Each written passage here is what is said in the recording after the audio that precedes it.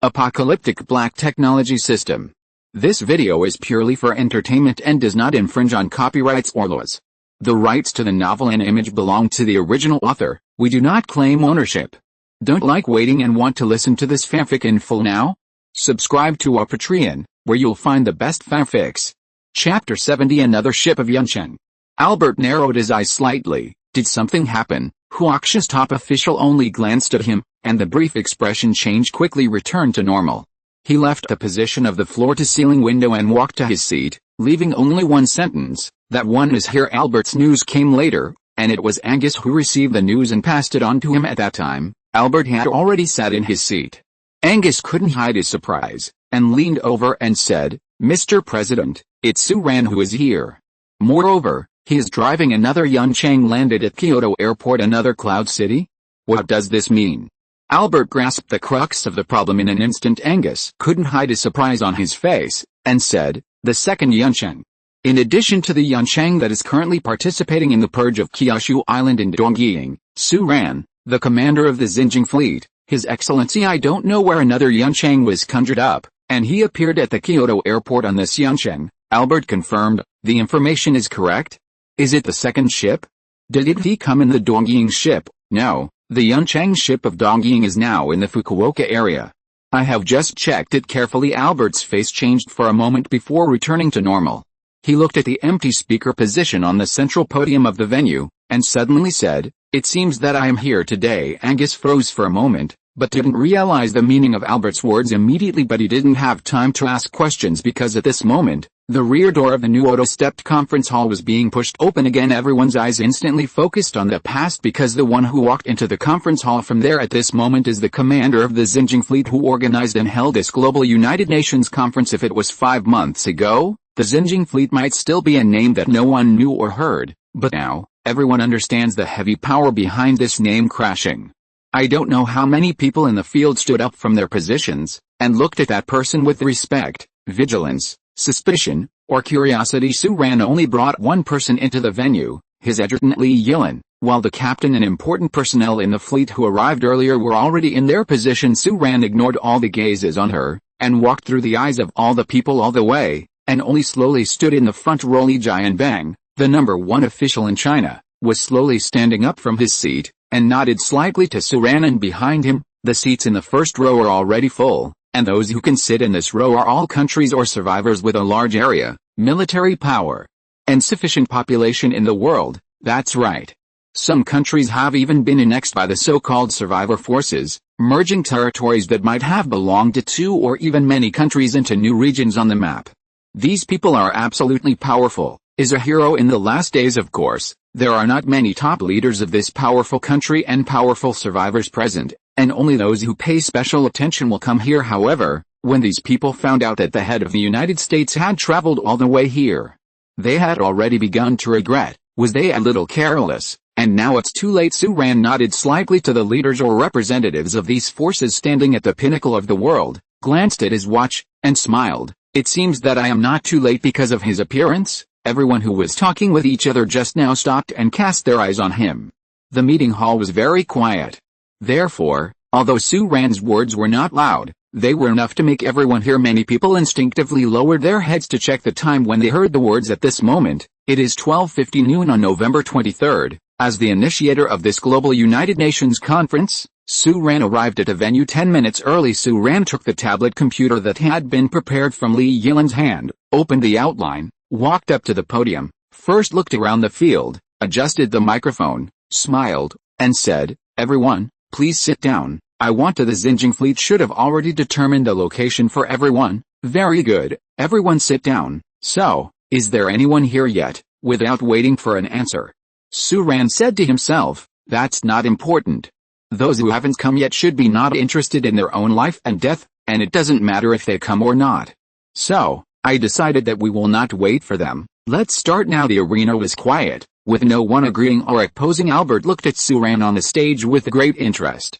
Although Su Ran had appeared in San Diego, this was the first time he really saw this legendary figure who rose rapidly after the end of the world. But Li Jianbang, the number one official in Huaxia, didn't say a word. His face was calm, as if he would never change. But Su Ran said, "Before I start, I still want to thank you for giving us the face of the Xinjiang fleet, and for being able to come here to listen to something about my insignificant role.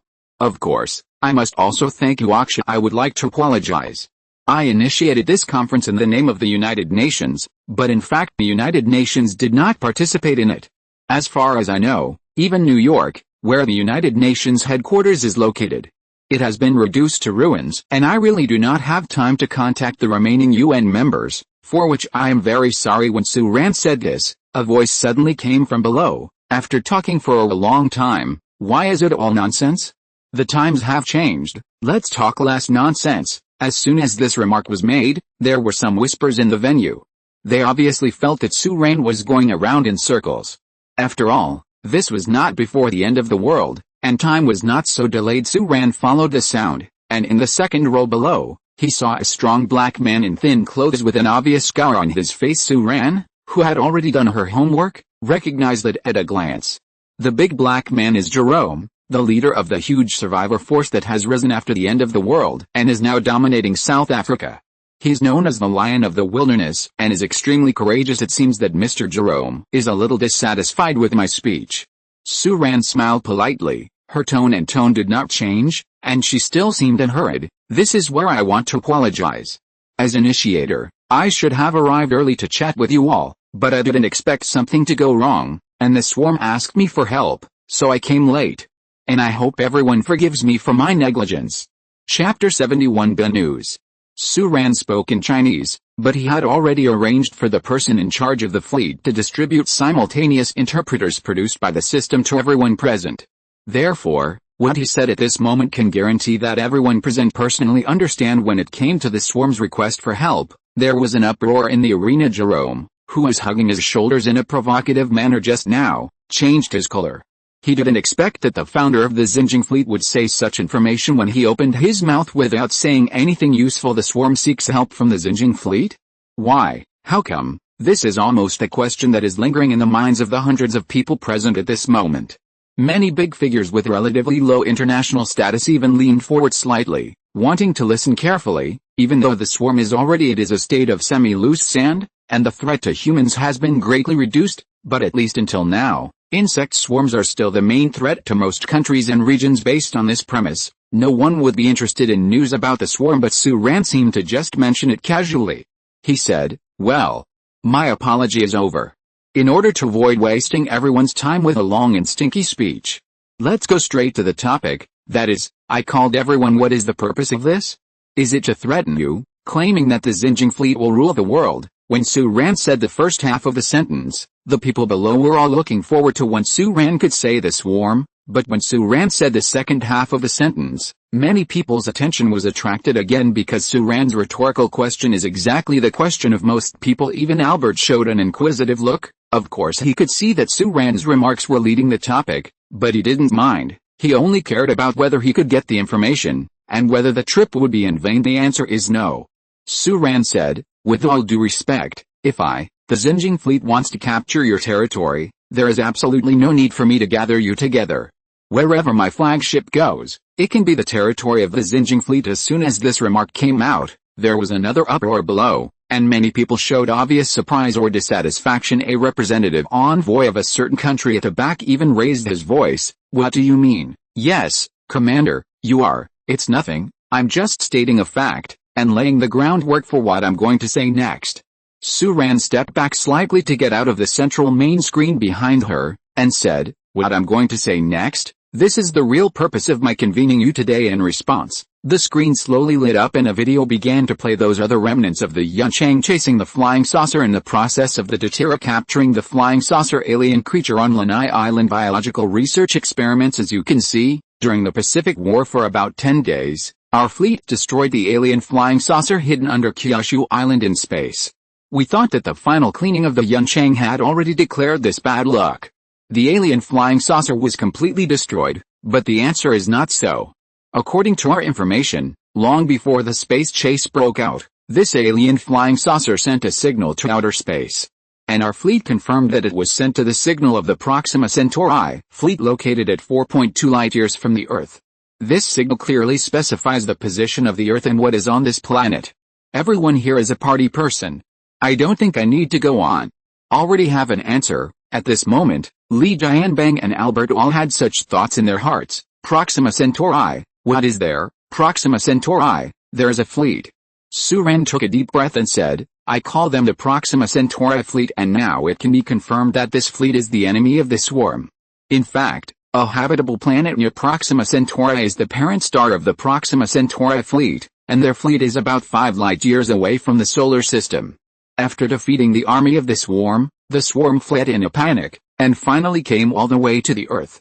This is actually the reason why the swarm came to our planet in the conference hall. Many people showed expressions of surprise and disbelief. So the swarm didn't come to invade us, didn't they really come prepared to calibrate the Earth? Sure enough, this is really not a long-planned invasion. Of course, there are also people with faces that I have known for a long time. Some countries and survivor forces have already judged this point through clues. Su Ran continued, and now, because of the signal sent by the alien flying saucer, we can confirm that the Earth has appeared in the star map of the Proxima Centauri fleet.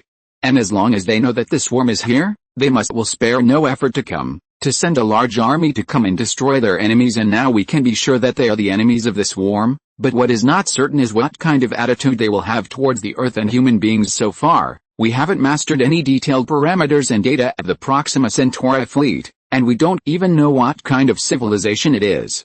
But what we know is that they once defeated the main force of the swarm in space battles, its strength. I think you can also have an idea. What I can say is that my fleet can sweep across any country on this planet, but I can't guarantee that it can match the Proxima fleet. The above is what I want to say, and it is also the purpose of my calling you here, because I think that if the Proxima Centauri fleet arrives, no matter what attitude it has towards the Earth and human beings, we can only resist it if we face it together. After Su Ran finished speaking, the venue fell into dead silence first, and then an uproar erupted. Many people whispered to each other, and some even asked Su Ran loudly, but many people don't believe it. Albert's eyes were complicated. Of course, the actions of the fleet in the Hawaiian Islands could not be hidden from him. However, at this moment, he did not quite believe what Su Ran said, and even had some doubts. Is this the first step for Su Ran to peacefully control the Earth? But at this moment, the first important member of Huaxia, who was sitting at the top, was slowly standing up. He got up very slowly. So slow that most people in the field noticed he was getting up and stopped talking instinctively, because in addition to being slow, this middle-aged leader also has an incomparable aura that is the courage of those who have been in high positions all year round. He stood up, looked at Su Ran on the stage, and said, Your Excellency, I believe what you said, but everyone needs evidence. To prove the existence of the Proxima Centauri fleet, and to prove that what you said is true. Those present, everyone is responsible for their country and people behind their backs. So you'd better give a convincing proof to everyone. Chapter 72 Global United Front. After the first important member of Huaxia finished speaking, he sat back in his seat. In fact, as long as he wanted, other people could say these words on his behalf, but he was just expressing his opinion. It is both support and review. Su Ran remembered the meaning expressed by the words that Commander Shen had said to him earlier. If necessary, the top officials would be willing to make sacrifices to put the ethnic group first. After Li Jianbing spoke, the big shots sitting in the first row didn't speak anymore. Whether it was the big shots from the US, the special envoy sent by the Russian Federation, or the commissioner from the New Liberty Alliance from Mexico, they all remained silent. They were silent together, and the entire conference hall fell silent. The end of the world is coming. The world has undergone great changes, and new forces have risen. But the order of the old era still exists. The hall was dead silent. Su Ran took a half step back and said, Empty talk is not a game. This is not a game between children. I know that there is no way to prove anything based on my own words, but I do have evidence. The flying saucer outside the Starman is one of them. Of course, for safety reasons, I will not bring it up, but other than that, we also have the original information data it sent to the Proxima Centauri fleet. As Su Ran's words fell, the screen on the central screen behind him began to change, announcing the information and data they had obtained from the independent satellite station on Lanai Island. These data contained several specially coded coordinates, including the position of the Earth, a space coordinate near Proxima Centauri, the old Pacific coordinates of the insect swarm, and the Chen capital city coordinates of the previous war. There is also a set of transmission information. The content of the information includes insect, the general situation of the swarm, and an unknown code that our fleet has not yet deciphered, but what our fleet can unilaterally confirm at present is that these codes are likely to be empirical information that proves that the swarm is on the Earth. But what is this evidence and how to do it? We have not deciphered it yet. Suran said, afterwards, I will send you the data and on-the-spot pictures, as well as the content we intercepted at that time. You can use your own methods to verify the authenticity of information, data and parameters. And just now, at the beginning, I said that the swarm asked us for help. This is true. There have been some problems within the swarm recently. If things go well this time, I don't think it will take long. Xinjing the fleet can deliver to you a more definite proof from the swarm. Having said that, Suran took another step back and displayed the amount of information scrolling on the screen. That is indeed a lot of information. According to the fleet's estimation, there are at least 5 ZB. And this huge amount of data is the amount of data sent by the flying saucer alien creature to Proxima Centauri at one time. The experts in the fleet have not yet deciphered the complete content of the message. They only estimate that in the 5 ZB message, there may be most of the repeated witness information, so as to counteract the accidents that the electromagnetic signal may encounter during the long interstellar journey, but Suran vaguely felt that this was not the case. The information might be extremely critical. But they hadn't found a way to decipher it yet. In this conference hall, there was a brief silence. A moment later, Jerome, who had pissed off Suran at first, said, Mr. Commander, then, what are you going to do? At this time, his tone towards Suran also changed. Instead of being provocative before, he became respectful. Suran has already prepared for this. He said, I want to establish a global united front, and with the help of you, I will build the Earth interplanetary fortress and establish a global-scale, advanced land and air defense system. And the Beijing fleet will be the spearhead of the defense system. Jerome looked pensive when he heard this, and the others were whispering to each other, discussing something with each other. The big shots sitting in the first row didn't speak for a long time. Whether it was the top official in China or the envoy of the Russian Federation, they all fell into deep thought at this moment. Not many people here are fools. Looking at the information Suran presented, they almost believed most of it. Although they will verify and confirm the information in the future, they are just acting on the safe side. But this news was too surprising, and it was almost difficult for everyone to come up with a clear attitude. For a while, national affairs cannot be decided by 1 or 2 people. What's more, if the Proxima Centauri fleet is really a threat to the Earth, and mankind needs to build a global united front for this, then it needs to be carefully considered. Of course, Suran also understood this. He waited for a while before speaking again. Of course, this is a way to protect ourselves. Although the Proxima Centauri fleet is a completely unknown threat to us, it may not be ours. After all, their target is the swarm. However, since the arrival of the swarm, I don't think I need to tell you, you can understand the truth. Only if we are strong enough, the Proxima Centauri fleet can really only be a threat to the swarm, and not the threat of the swarm become a threat to us. The Earth is a habitable planet. For other civilizations, it is likely to be a natural colony or a biological resource base. If we do not show the strength and courage to fight with others, then the Earth will be a starry sky. The weak country, and the weak country has no diplomacy to speak of. Suran's words fell on people's hearts like a heavy hammer, and many people's expressions changed slightly, revealing a serious expression. You don't need to make a clear statement today. I will give you 3 days to verify the information we have obtained, and give you enough time to consider and make a decision. But I hope that it will be a decision that is beneficial to mankind. Su then continued, but I'm going to say that time is running out. That alien flying saucer once sent a hyperspace message to Proxima Centauri. If that message didn't happen to hide a burst of space after jumping out of hyperspace electromagnetic storm, then it only takes 10 days to reach the Proxima Centauri region 4 light-years away from the Earth, and it is even likely to have been discovered by Proxima Centauri now. And the correct information, mobilize the fleet, and jump over. I don't think it will be that long. The latest estimates from us and Spore Life show that there are at most 60 days before the Proxima fleet will definitely appear in the solar system, and before that, the Earth may not become a powerful country. But we must first become a tough bone that makes the Proxima Centauri fleet dare not speak. Chapter 73 Level 5. This United Nations General Assembly was very short. It took only an hour from Suran's speech to the end. After finishing his speech, Suran quickly left after talking with several heads of state. He still had things to do with the departure of His Excellency the Commander. Many members of the fleet stood up one after another and followed Suran. Only Yuan Licheng and Li Yilin stayed behind to answer everyone's questions while Su Ran left with a group of people. Almost no one left in the venue. The heads of state or special envoys of these countries talked with each other, and the venue of Nuoda seemed a bit noisy. Are you saying this is true? Proxima Centauri, does it really have a fleet? It should be true. I just asked our technical team. This kind of information cannot be faked. Moreover, if what the commander said is correct, the Proxima Centauri fleet will appear in the solar system in 2 months, so short there is no need for him to deceive us. I shouldn't have said that, but I really hope I got it wrong today. Your Excellency, the commander is really amazing. Facing the threat of alien civilization, he is still so calm and calm. I didn't even hear the tension in his tone. What kind of civilization will the Proxima Star fleet be? Will it be infinitely stronger than us? Global United Front, this is really a grand blueprint.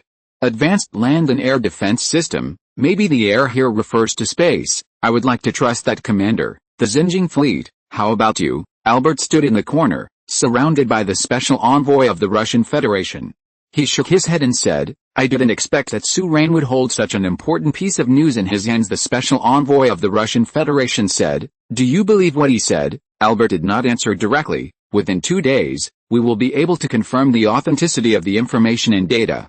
At that time, it will be meaningful to believe it or not.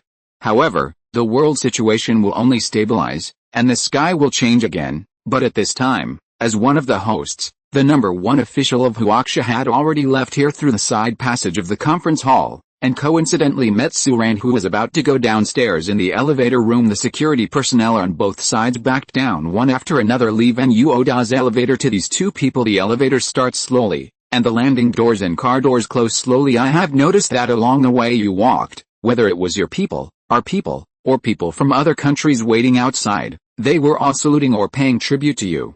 The first official broke the silence. Su Ran nodded. To be honest, this was both within his expectations and beyond his expectations. His global reputation seemed to be higher than he expected. Mr. Su, today you are not convening the United Nations General Assembly, but a speech. The first official smiled and said, however, although it is very jerky, it is very successful. Thank you and Huaxia for your assistance. Su Ran said no. The first official said, we are grasshoppers on the same rope. How can we talk about assistance? Su Ran was stunned for a moment before realizing, you mean, if you are not busy, please send me the relevant content of your Global United Front and Global Defense System later. It is very difficult to build a global-scale joint combat system within 2 months. Not to mention that there are still swarms of insects flying everywhere on the earth. Time is running out. Su Ran stared blankly at the fat middle-aged man beside her, nodded after a while, and said, okay. He really didn't expect that Huaxia's top official was the first to make a clear statement, and the other party didn't even try to confirm the authenticity of the information and data released by Su Ran today. Judgments and decisions have already been made. The two then briefly said a few words about the Proxima fleet, the spore life and the swarm, and then the elevator beeped and reached the first floor.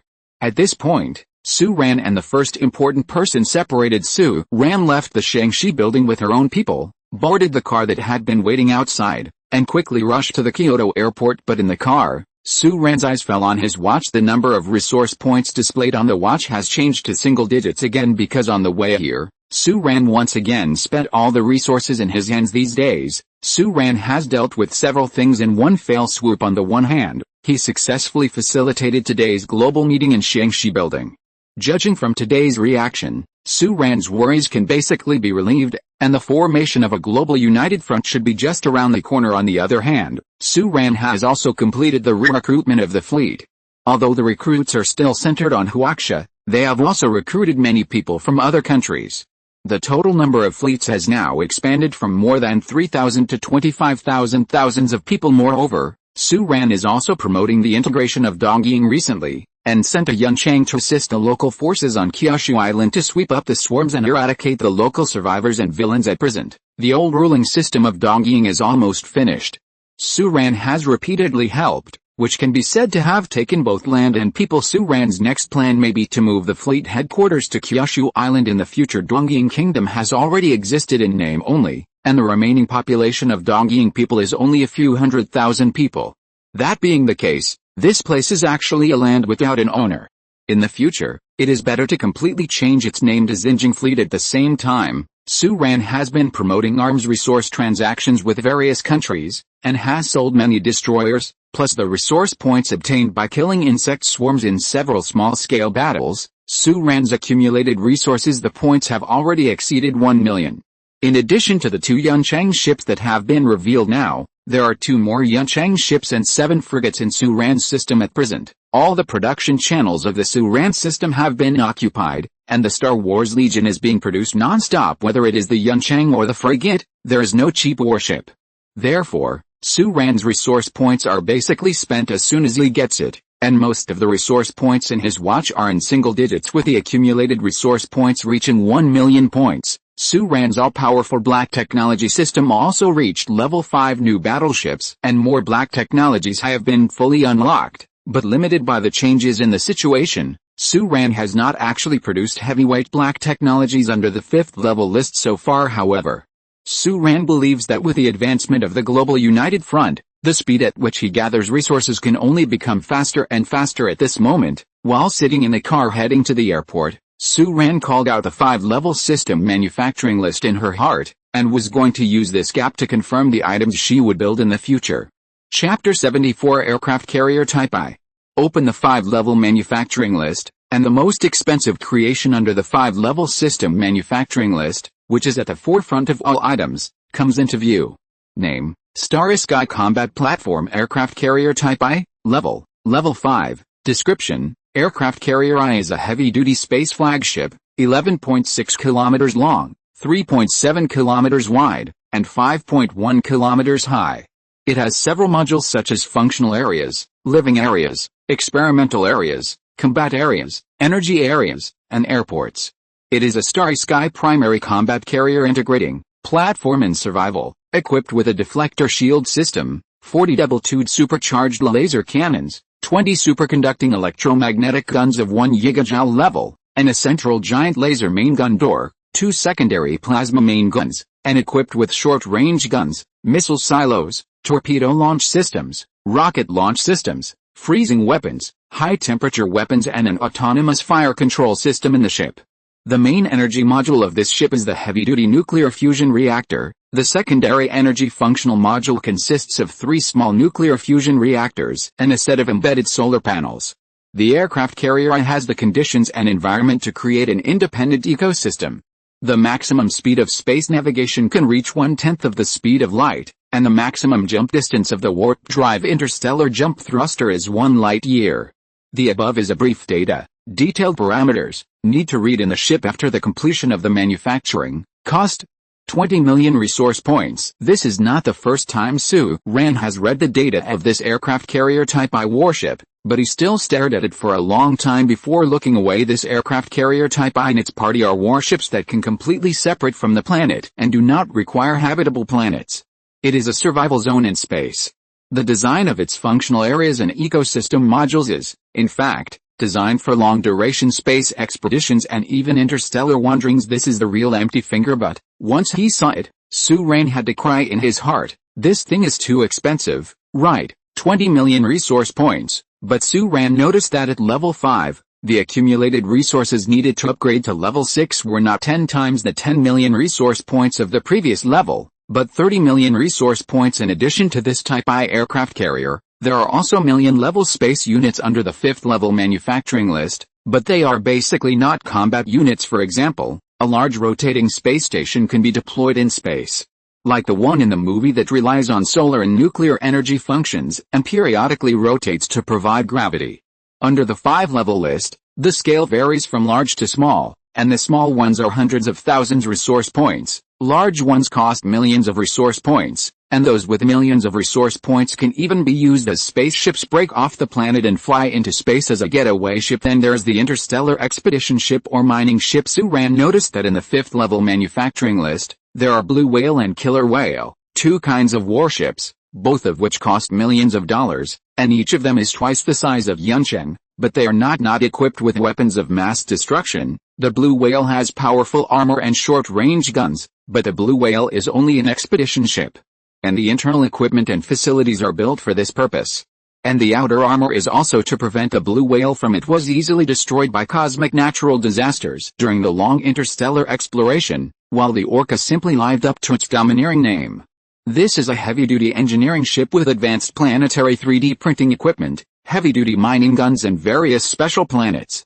Its response module is not a battleship. Suran looked around. Under the 5-level list, although the million-level spaceships are all first-class experts who can fly across the starry sky, it seems that except for the aircraft carrier Type I, none of them are really used for war at level 5. Suran reacted belatedly. Level 1234 of this system seems to be for the host to unify the world, and level 5 is to explore the universe and bring back resources if the swarm did not come. According to the plan of this system, the host should already be the overlord of the Earth at this moment, striding into the universe with its head held high, and the first step towards the empty universe, of course, does not require war. Thinking of this level, Suran couldn't help but sigh in her heart. Unfortunately, the plan is not the same as the reality. At this stage, the use of resources should still be given priority to war, and the construction of these exploratory and functional spaceships can only be done first as the level of the system got higher and higher. Suran's knowledge became more and more abundant. He was a little curious. Where did the system come from, and why did it come to him? The system itself is more like tailor-made for humans, and the items in it are more inclined to be used and operated by humans. But how could it be possible to create such an advanced thing with a level of civilization of human beings on the Earth? Could it be that human beings did not originate from the Earth, but spore life, cowards, and insect swarms came from the far end of the starry sky? Even human beings already have an extremely brilliant civilization in the starry sky. Is this system a gift from that civilization? If this is a gift, why give it to yourself? As human beings, why don't the givers directly stand up and help the human beings on the Earth? But, if there really is such a human civilization, why is there almost no mention of spore life or insect swarm? Is the universe too big, or is the once glorious human civilization dead?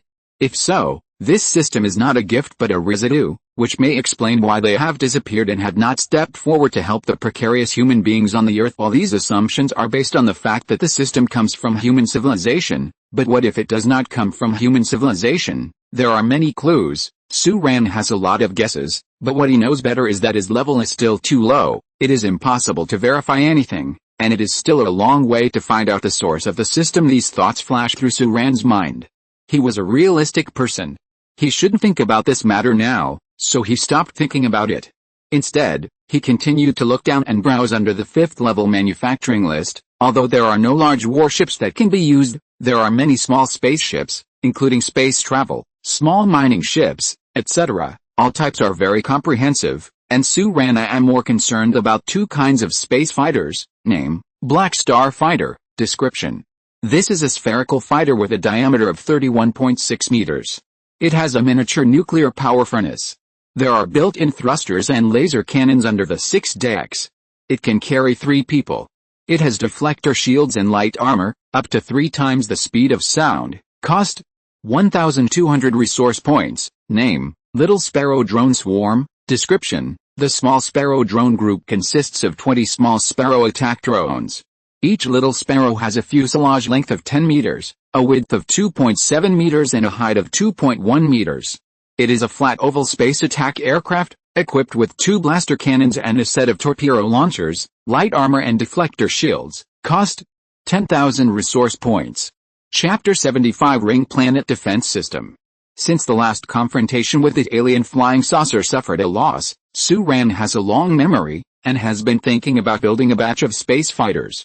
Maybe they won't be of much use in a real war, but they are better than necessary not yet. In addition to these, under the 5th level manufacturing list, there are some weapons that Suran is more concerned about, such as non-nuclear electromagnetic pulse torpedoes that cost 11,000 pieces, nuclear torpedoes that cost 2,000 resource points, biochemical torpedoes, and so on. Moreover, under the 5-level manufacturing list, medical and daily necessities have also increased a lot, all of which are cutting-edge products of the next era. Not only that, but Suran noticed that under the level 5 manufacturing list, there was an extra item that was quite interesting. Name: Intermediate Dark Energy Excitation Drug Unit. Description: this is an advanced version of the drug unit for attacking dark energy. It is an extremely advanced drug for stimulating biological potential. Using this drug, unconventional creatures with certain dark energy perception can have further dark energy perception, manipulation ability, Note that this drug can only be used by those who have used the primary dark energy stimulation drug in the first stage. The use of this drug by natural unconventional organisms and conventional organisms is very likely to cause epilepsy, death and other uncomfortable symptoms. The 6 tubes of this medicine are an enlightenment course of treatment, and one course of treatment can allow the user to obtain intermediate dark energy control ability. Cost: 15,000 resource points. From the use of primary dark energy stimulating drugs to the present, Su-Ran has finally seen the next level of dark energy drugs. Even though this thing is quite expensive and the explanations are quite confusing, Su-Ran still has a desire to see the sun through the clouds. Feel this time after this course of treatment, I should be able to become a serious awakener, right, and it's the stronger one. However, there are no resource points to build it yet. In addition, there are also a lot of individual equipment under the 5th level manufacturing list. Su-Ran found exoskeleton armor, ranging from low-level exoskeletons that cost 100 resource points to exoskeleton reproductive equipment that cost thousands of resource points. With this batch of equipment, the combat capability and survivability of the combat personnel in the ship will undoubtedly be greatly improved. And below the 5th level, there are many more optional creations for intelligent AI, and its computing power and anthropomorphic intelligence have been greatly improved, but it still seems to be limited by the lack of soul, and there are still some shortcomings. Su-Ran plans to use this batch of AI to be the helm of the lowest level battleship in the future fleet, the Awakener class battleship, and equip a batch of troops at all levels for the entire fleet, in case of emergency. In fact, under the 5-level system, the types of things that can be manufactured include a category that has never existed before. It is the circumplanetary defense system. This planetary defense system is different from shipbuilding. It cannot be built on the spot with a few resource points. It is just a blueprint concept and control system including technology. Buying it is just buying a plan and a main control system, but if you want to make it into a real thing to play a role, you still need manpower and material resources to build and manufacture it yourself, and this is exactly the defense system after the establishment of the Global United Front that Su-Ran mentioned at the previous global conference. Su-Ran is willing to purchase a defense system and hand it over to various countries and forces around the world to build it together, complementing each other with a fleet, turning the Earth into an iron barrel. Of course, the blueprint, technology and control system of this set of defense system. Su-Ran looked at it, and the set of proton storm that can be used on the Earth now costs a sky-high price of 100,000 resource points, and Su-Ran still can't get it out for the time being, but there's no need to worry.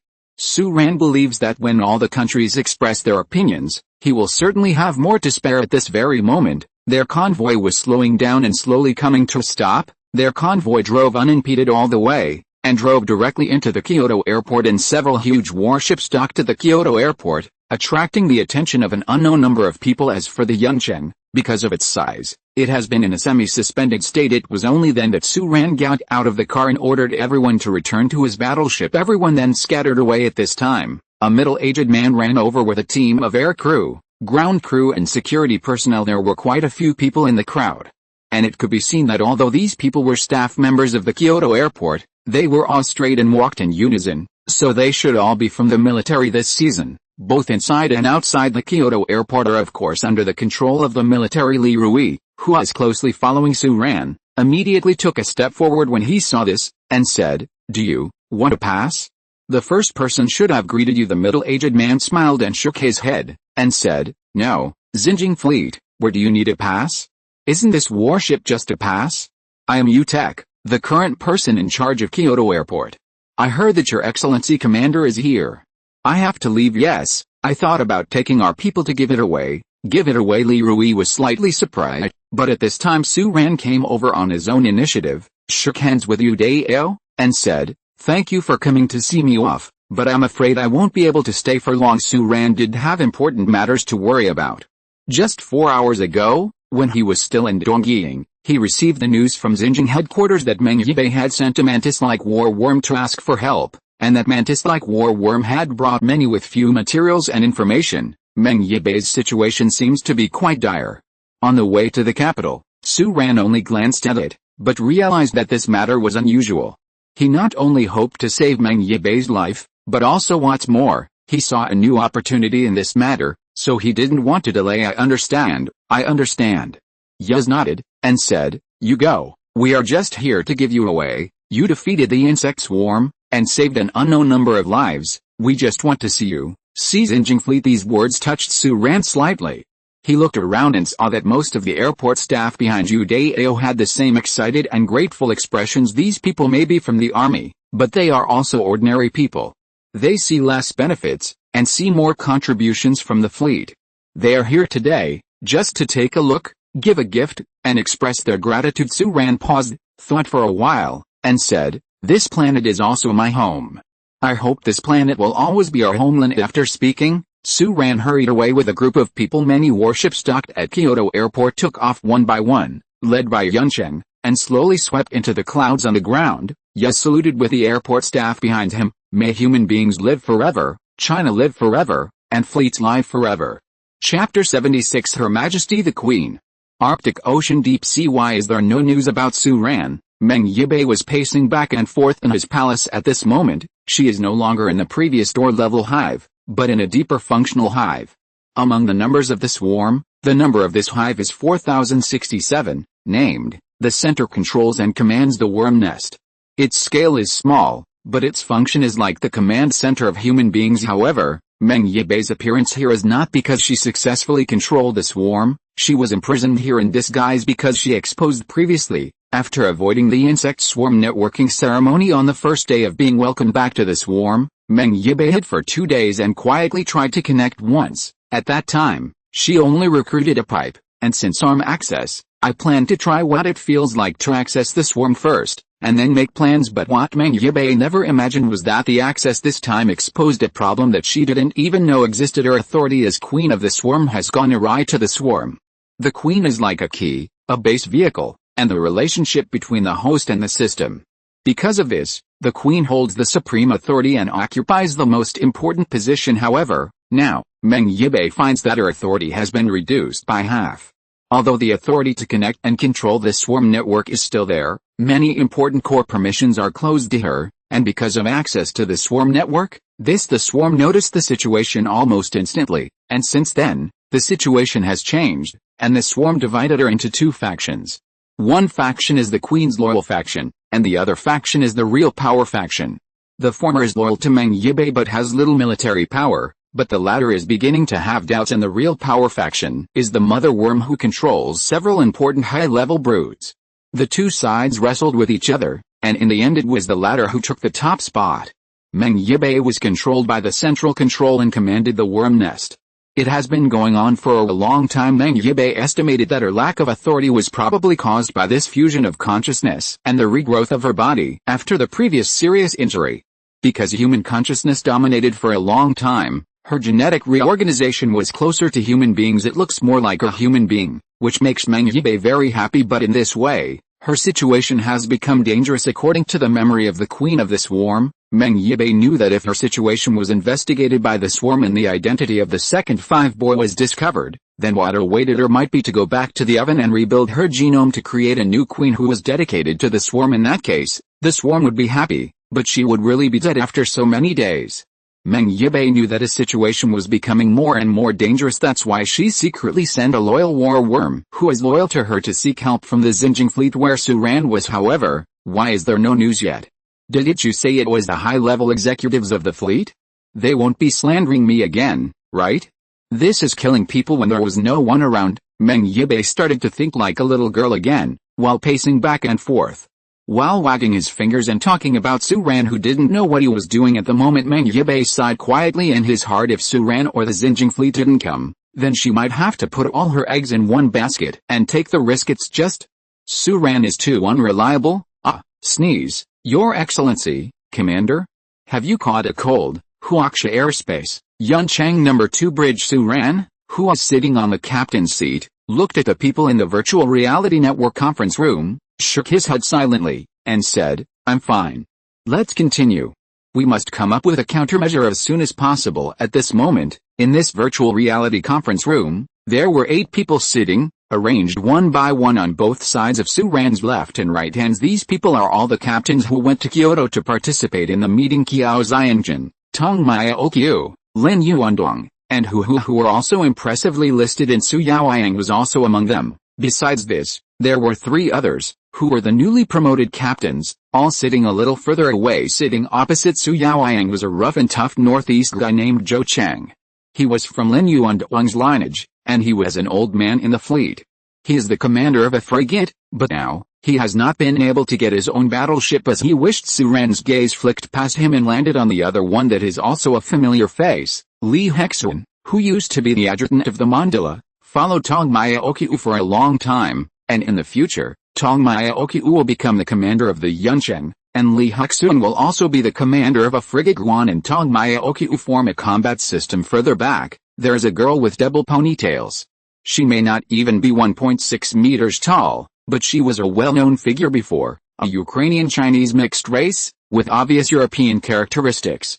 She is quite well known in the Beijing area, known as Alice with two guns. Her real name is Angela. She joined the fleet, was promoted by Su Ran as a reserve captain, and will also be the commander of a warship in the future. Tong Mayaoqiu was sitting on Su Ran's right hand, flipping through the documents, and said, "So, the queen who was welcomed back by the swarm that day was really a human? Well, it can be said to be half human. I guess her previous idea was to join the swarm and use her special identity to resolve the current conflict between the swarm and humans. But obviously, she screwed up." Su Ran was expressionless. After saying these words, I don't know why I am not surprised at all that Meng Yibei messed up. Cough.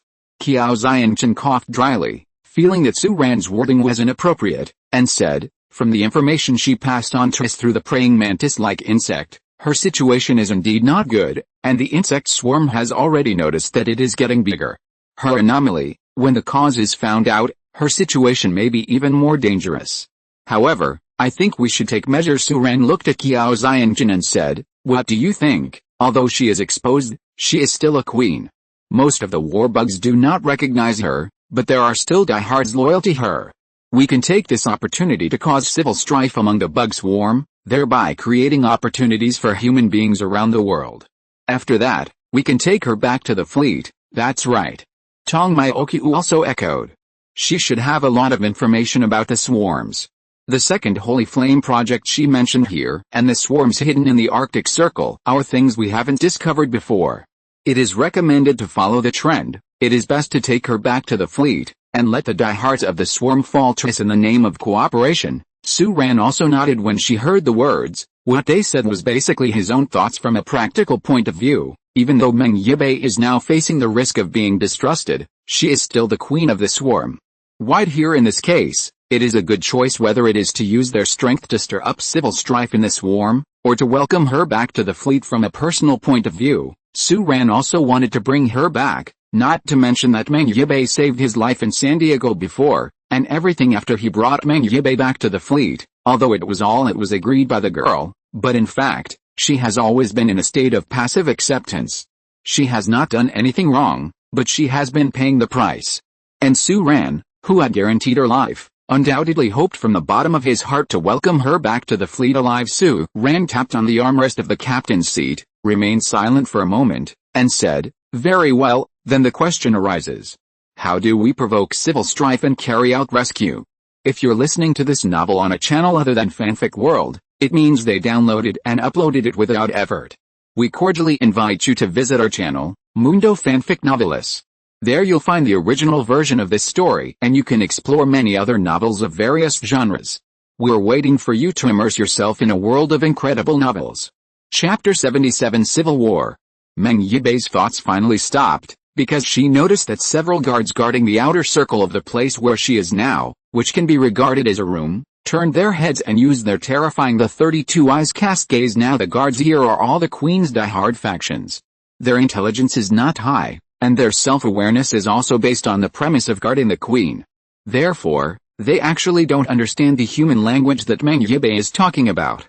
I don't care, but I am a little worried about the queen's weird state of talking with her mouth. You know, worms don't like to communicate with mouth parts very much. Even so, Meng Yibei still felt a little embarrassed, and couldn't read any more. And at this moment, a praying mantis-like creature was walking in from the outside of the room she was in.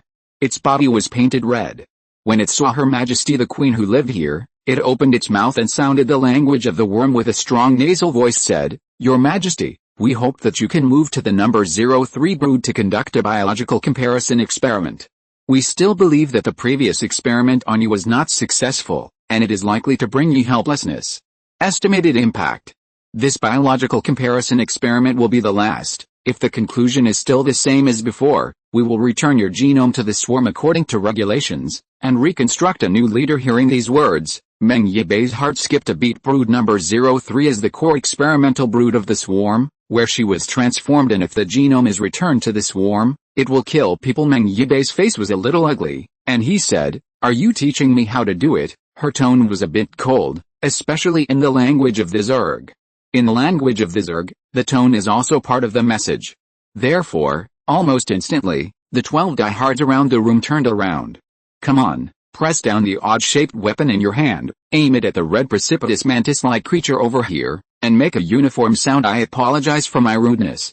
Although I was apologizing, the red carapace did not mean to kneel, but I hope you can think about the swarm. The swarm has reached a moment of life and death. I will give you the last day to think about it. Brood number 03 is waiting for you. After saying these words, it strode away from here, and when the bug disappeared from the end of his field of vision, Meng Yibei exhaled slightly, and muttered in a low voice, "What does the life and death of the insect swarm have to do with me? The life and death of human beings has something to do with me, okay?" But she was also a little worried. The situation is not good. Because of the lack of her gene key, her own authority is limited, coupled with her weird behavior these days. This makes her status in the swarm, especially the advanced swarm, decline every day. When she came here on the first day, thousands of people worshipped, and she snorted that there would be no more worms standing in front of her, but now, she was almost trapped here. Almost all the bugs gathered in the Arctic Circle were high-level bugs, the upper class of the precipitous race. Needless to say, they were loyal to the bug swarm and the queen. But their attitudes changed quite quickly after they noticed a problem. These steep and superior species are the only ones in the swarm that will not absolutely prohibit the queen's orders. In a sense, they are also regulators, and they also control a large number of loyal swarms in the swarm system. The queen is like the emperor in a feudal dynasty, while the superior population in the swarm is the princes. If Meng Yibei is now in a bug nest somewhere outside, she can do whatever she wants, and those sharpened black beetles with insufficient gene sequences will never dare to violate anything. Only not here. Meng Yibei had already done the biological comparison experiment once before, and the result was quite unfavorable. If this continues, after the second round of comparison is over, she will be executed by the swarm, and a new queen will be cast with her genes. And the ruling system here is like the caste system in India. The lineage of the queen worm is the highest in the caste pyramid, and the princes are next, and the next are the ants. Of course, in human society, this kind of pyramid can be overthrown, but in the swarm, what restricts the existence of this kind of pyramid is the pros and cons of genes and authority. However, it is impossible for the princes to replace the queen's line. Those with inferior genes can never trample those with superior genes. Logically speaking, even if the princes currently entrenched in the Arctic Circle find that there is something wrong with the Queen Meng Yibei, they cannot kill her. But the problem now is that the swarm suffered heavy losses in the previous battle with Proxima Centauri. Meng Yibei is the last queen. If you want to give birth to a new queen, you must use her genes to create it. Therefore, if this continues, Meng Yibei will only have a dead end now that's waiting to die. But in the area of the Arctic Circle, almost all of them are now the personal soldiers of the lords of the swarm, and she can't control them at all, making the situation even more precarious. This is also the reason why Meng Yibei asked Su Ran for help, but Su Ran didn't respond for a long time. Meng Yibei paced up and down twice, and finally stopped with a stomp. A look of determination flashed in her eyes. She waved her hand to recruit another loyal soldier, and said, "Now gather the warriors who are loyal to the queen. Let them gather in this nest." After giving the order, Meng Yibei fell into silence and waited. After the soldier came back and confirmed that all the war worms of her faction had gathered in the central control nest where she was, Meng Yibei began to act. She turned around, walked all the way backwards, and sat in her seat, pressing her hands on the soft ground-like skin under her feet. Information was quickly transmitted through this contact, through the receptors on the active ground. Tight then, the dome of this room began to squirm, and the dense tubes began to spread down, twisting and stretching towards her slender body like tentacles rushing towards the powerless girl. Meng Yibei was disgusted, but she had no choice. She couldn't wait any longer, and decided to put all her eggs in one basket. At this moment she does not have many manpower in the Arctic Circle, but within the scope of the Earth, there are still a large number of war insects.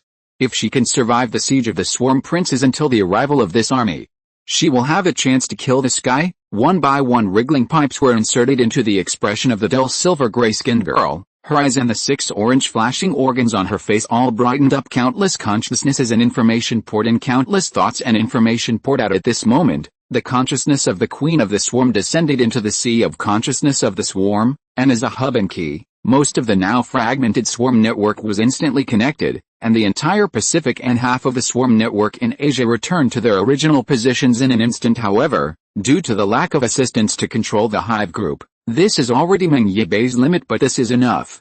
Her order flew along the consciousness network in an instant, ordering the king of the swarm, and at this moment, the insect nests in the Arctic Circle vibrated together, and the lords of the insect swarm also heard the message from Meng Yibei at this moment, and thousands of insects swarmed under the Arctic Ocean, flocking to the central control center where Meng Yibei was located.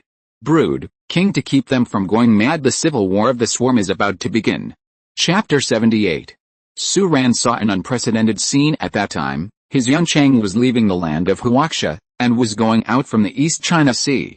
He was going to return to Kyushu Island in Japan first, and then discuss how to rescue the queen of the trapped swarm in the long run. And at this moment, the Yun Chang had just left the coastline, and Su Ran saw a magnificent picture of 100 birds facing the phoenix emerging on the mainland. Behind him a dense mass of darkness is flying out from the wilderness and the city, but that is not a bird, but a migratory locust. A huge number of migratory locusts gathered from all directions of Longjiang and Russian Federation, turning into a surging wave, rolling over the mainland, and quickly rising into the sky. For a moment, Su Ran thought that their target would be the battle group Yun Chang. Kiao Xianchen sat in his apocalypse, looked at the picture sent back, and even asked in surprise, "Are you crazy? Is this swarm of migratory locusts going to attack our fleet?" But soon, the facts proved that this was not the case. The swarm of migratory locusts rose from the ground, and instead of rushing towards the fleet, they flew away obliquely. What's happening here? This was the first thought that popped up in Su Ran's mind. He didn't realize it until he realized it. He immediately projected a world map and entered the flight parameters of the locust swarm. The Yun Chang quickly calculated that the target of the locusts was the Arctic Ocean sea area. Arctic Ocean. If it was yesterday, Su Ran would definitely ask with a blank face, "What is there in the Arctic Ocean? Where are they going?" But now, Su Ran reacted immediately, slapped the armrest excitedly, and said, "It's a civil war.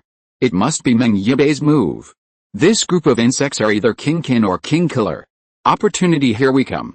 Quickly, notify the entire fleet and immediately change course. We are not going to Kyushu Island, we are going to the Arctic Ocean." At this moment, the scavengers in the Ice City were seeing such a scene.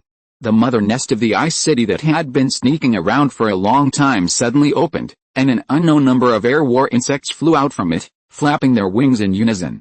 Quickly flew to the far end of the sky, and disappeared in the blink of an eye, East Koryo Bay.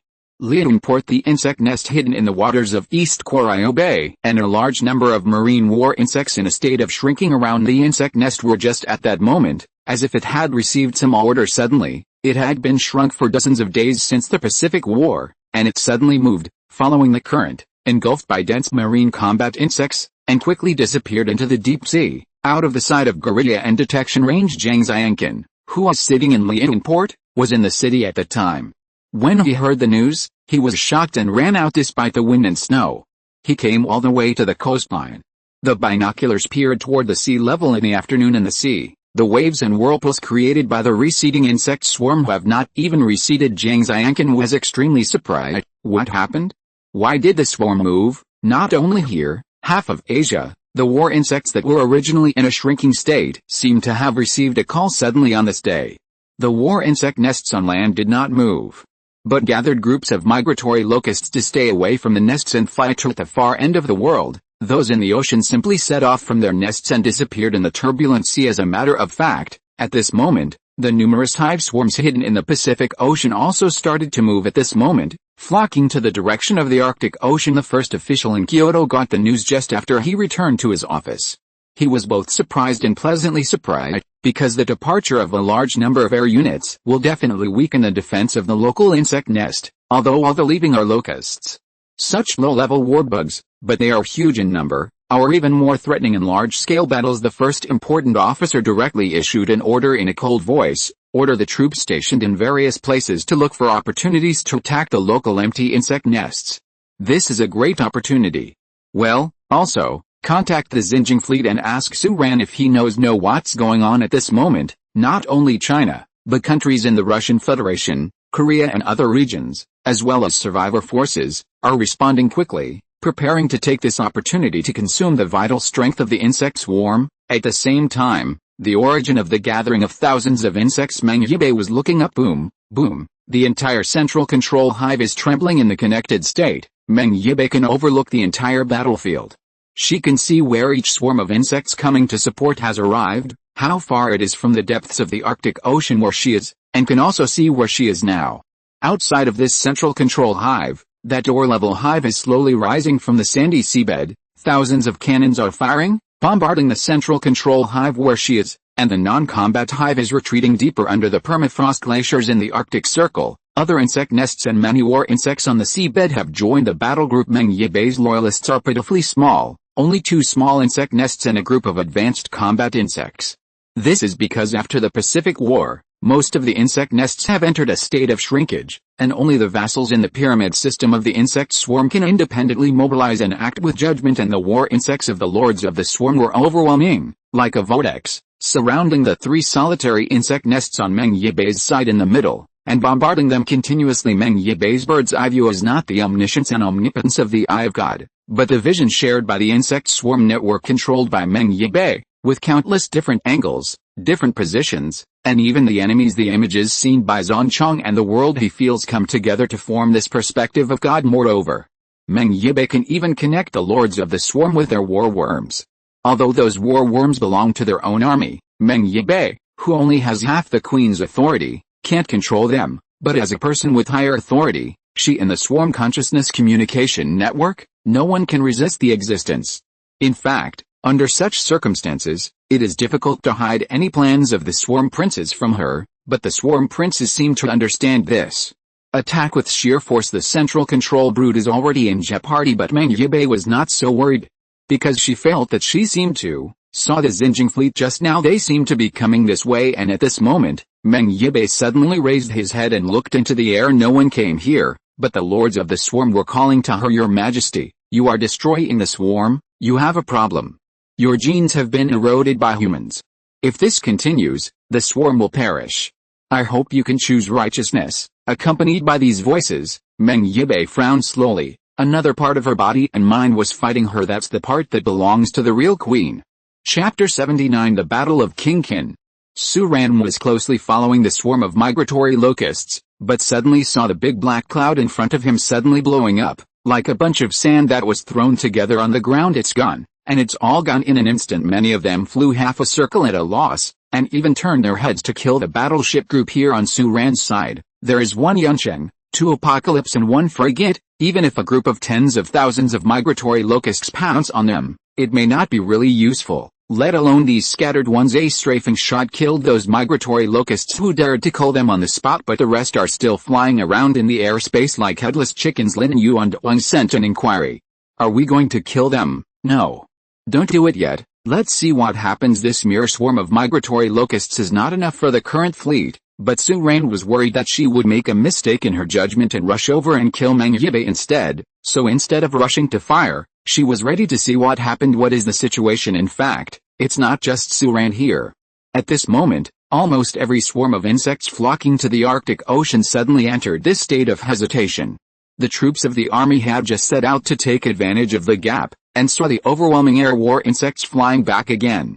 They were shocked and stopped marching immediately and stood by for orders. At this moment, Su Ran was receiving inquiries from Huaxia capital. From the information from the capital, Su Ran learned that at this moment, it wasn't just the migratory locusts in this place that suddenly rose into the sky, but the war insects in many places were flocking to a certain sea area in the Arctic Ocean. After comparison, the origin of the gathering of these swarms was exactly the hiding place of the swarms of the Swarm's second Holy Flame project, and the very detailed standard in Meng Yibei's request for help. These war bugs in the air came out in full force. Don't they want their own nest?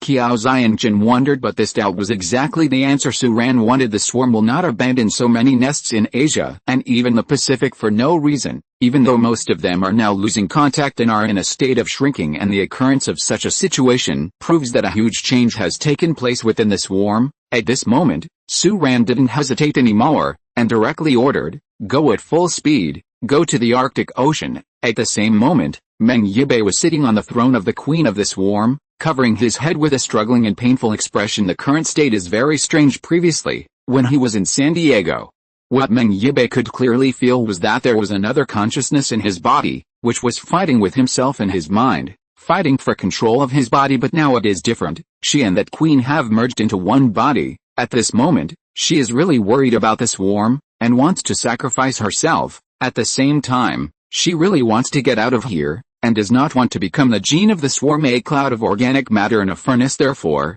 the King-Kin's army summoned by Meng Yibai was confused on the way because of this vacillating idea. Meng Yibai and the queen's consciousness merged into one, and their conflicts and ideas and thinking would no longer appear in the form of collisions. But the thoughts and ideas of being the queen of the swarm became part of Meng Yibei's feelings. Meng Yibai even felt that the swarm was his children, and even her own, and she couldn't just sit back and watch it decay. This was her own idea, and she couldn't really get rid of this swinging state if she couldn't convince herself, because Meng Yibai was surprised to find out that subconsciously, she might not want the swarm to decline and the race to perish. Thinking of the extinction of the insect swarm, Meng Yibai even shed tears involuntarily. This, damn it, it's like a cartoon with two little devils, one black and one white, swaying people's thoughts. At this time, Meng Yibai didn't get rid of his little habit of nagging, and wanted to use this to distract himself, reconvene the King-Kin swarm, and let them come to save him quickly. No, it can't be like this. I really came out there as a problem. Maybe I really have a problem?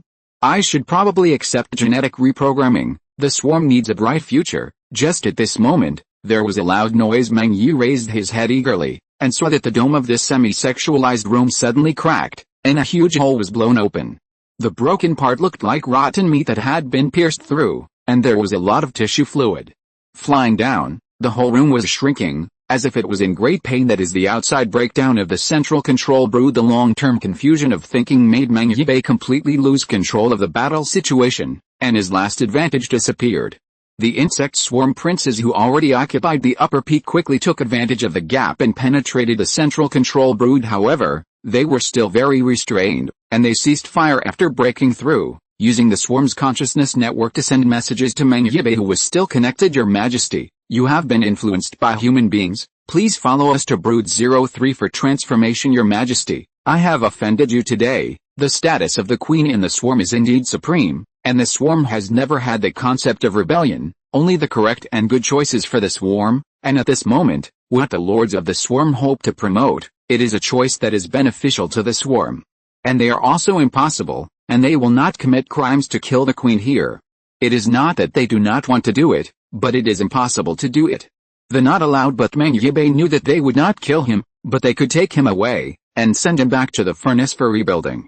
To the insect swarm, Her Majesty was reborn from nirvana, but to him, it was death. Sea water was pouring in through the hole, and she even saw the huge gate-level brood floating in the icy ocean outside. But at this moment, Meng Yibai heard a rustling sound. She raised her head in surprise, and saw 12 deadly loyal soldiers gathered around her, and in the many eternal black beetles in the central control brood also rushed here quickly. Their bodies moved, and surrounded Meng Yibai in circles. In addition to the battered central control brood, many low-level sea war insects resembling deep divers are also gathering. They are like moths to the flame, blocking the central control nest and being held through the gap. Layers of life are used as shields to guard the central control brood and their queen. Chapter 80. The unreliable liar Su Ran. In the past, Meng Yibai only thought that the low-level insect swarms were like cannon fodder, or that the stuff created by the explosive soldiers in the game had no brains at all. But today her idea was broken. She didn't give an order, but the swarms were swarming in. The low-level swarms formed a high wall of life, defending her. The bombardment outside continued, and a large number of war insects were killed every moment, but they did not take half a step back until they died. The first batch died, and the latter batch went up to block the gap, because they only had a goal: defend the queen. They are not puppets without consciousness, but they don't think so much, and the things they have to deal with are not so complicated. They only have a single-minded thinking to complete their mission, and their mission is the order of the queen, and it is also the future of the swarm. They think this may be a bunch of silly bugs, but it is by no means mindless cannon fodder. To this day, amidst the hissing of countless bug swarms, she only realized this belatedly. Therefore, she never thought that there would be such a scene, and the swarm would rush forward to protect themselves, and die. It was like moths rushing to a flame, Countless swarms of insects rushed in. They couldn't effectively deal with the huge door-level insect nests, so they could only use their lives to fill them. It seems that as long as they don't die for a moment, no one can approach their king. Meng Yibei's heart trembled, and certain voices in her heart seemed to merge into one. She cannot abandon them. She should not abandon such a swarm of insects. They are like her children. And at this moment, there was a plop on the kneeling ground in front of Meng Yibei, and there were 12 bodyguards kneeling in a circle, and their consciousness was penetrating into Meng Yibei's mind. Your Majesty, please evacuate. Your Majesty, please evacuate. Your Majesty, please evacuate. And Meng Yibei came back to her senses. She took a last look at the war worms blocking the gap in front of her, and stood up suddenly from her throne. Half of the room was damaged, and only part of the pipes retracted automatically, and the rest, the lower ones, were pulled out one by Meng Yibei. What's strange is that they clearly penetrated into the girl's body, but when they exited, they secreted a variety of green mucus, which quickly helped the girl's body recover to its original state. At this time, Meng Yibei jumped off his overly tall throne, and quickly moved to the rear, surrounded by 12 personal guards and many black beetles. Although it was said that they were going to evacuate, Meng Yibei was not happy because she knew very well that they had no evacuation plan. And it was even more difficult to leave the Arctic Ocean under the siege of many princes outside. Why didn't Su Ran come to help? That guy really lied to me. He's not a high-level figure at all, he's just a small thug. What a big and unreliable liar. By this time, Meng Yibei hadn't forgotten to slander Su Ran. However, what happened to Lucia and the others? How is life in San Diego? Almost all the people she knew and was acquainted with have died, and the memories of the past are painful and vague. Only these memories of this time are clear, and compared with those painful memories, the memories of this time, it's good enough. Therefore, at this moment, she didn't even realize that she didn't think of these people for complaining. She just hoped to gain strength and courage from these familiar names. Meng Yibei noticed that they were running towards the escape pod. The escape pod is located at the bottom of the central control hive. It is 3 round meteorite-like spaceships. It is an escape pod in space, but it is a good thing for sea, land and air in the planet. It is a fighter jet or heavy armor. Can be smashed head-on, but considering the surrounding army that besieged the center to control the brood, Meng Yibei was not so optimistic. Escaping with this thing is almost impossible, but in this case, there is no other way, and those children are working hard for themselves. Meng Yibei doesn't want to disappoint their efforts, so he should work hard. Thinking of this, Meng Yibei suddenly froze. I don't know when did she start referring to those swarms as children. If it was before, Meng Yibei might feel a little uneasy or even disgusted when he realized this change, but now, she's just complicated. The whole central control brood was shaking violently. Meng Yibei, surrounded by 12 personal guards, quickly boarded 3 escape pods, and ejected out quickly. As Meng Yibei expected, the 3 escape pods broke away from the central control nest, and 2 huge sea monsters like dragons swam over, and the door-level insect nest moved slowly, casting a huge shadow on the already dark seabed. Under its huge island-like size, the escape pod that Meng Yibei and the 12 personal guards took was just like little ants. The goal of the door-level insect nest is the queen.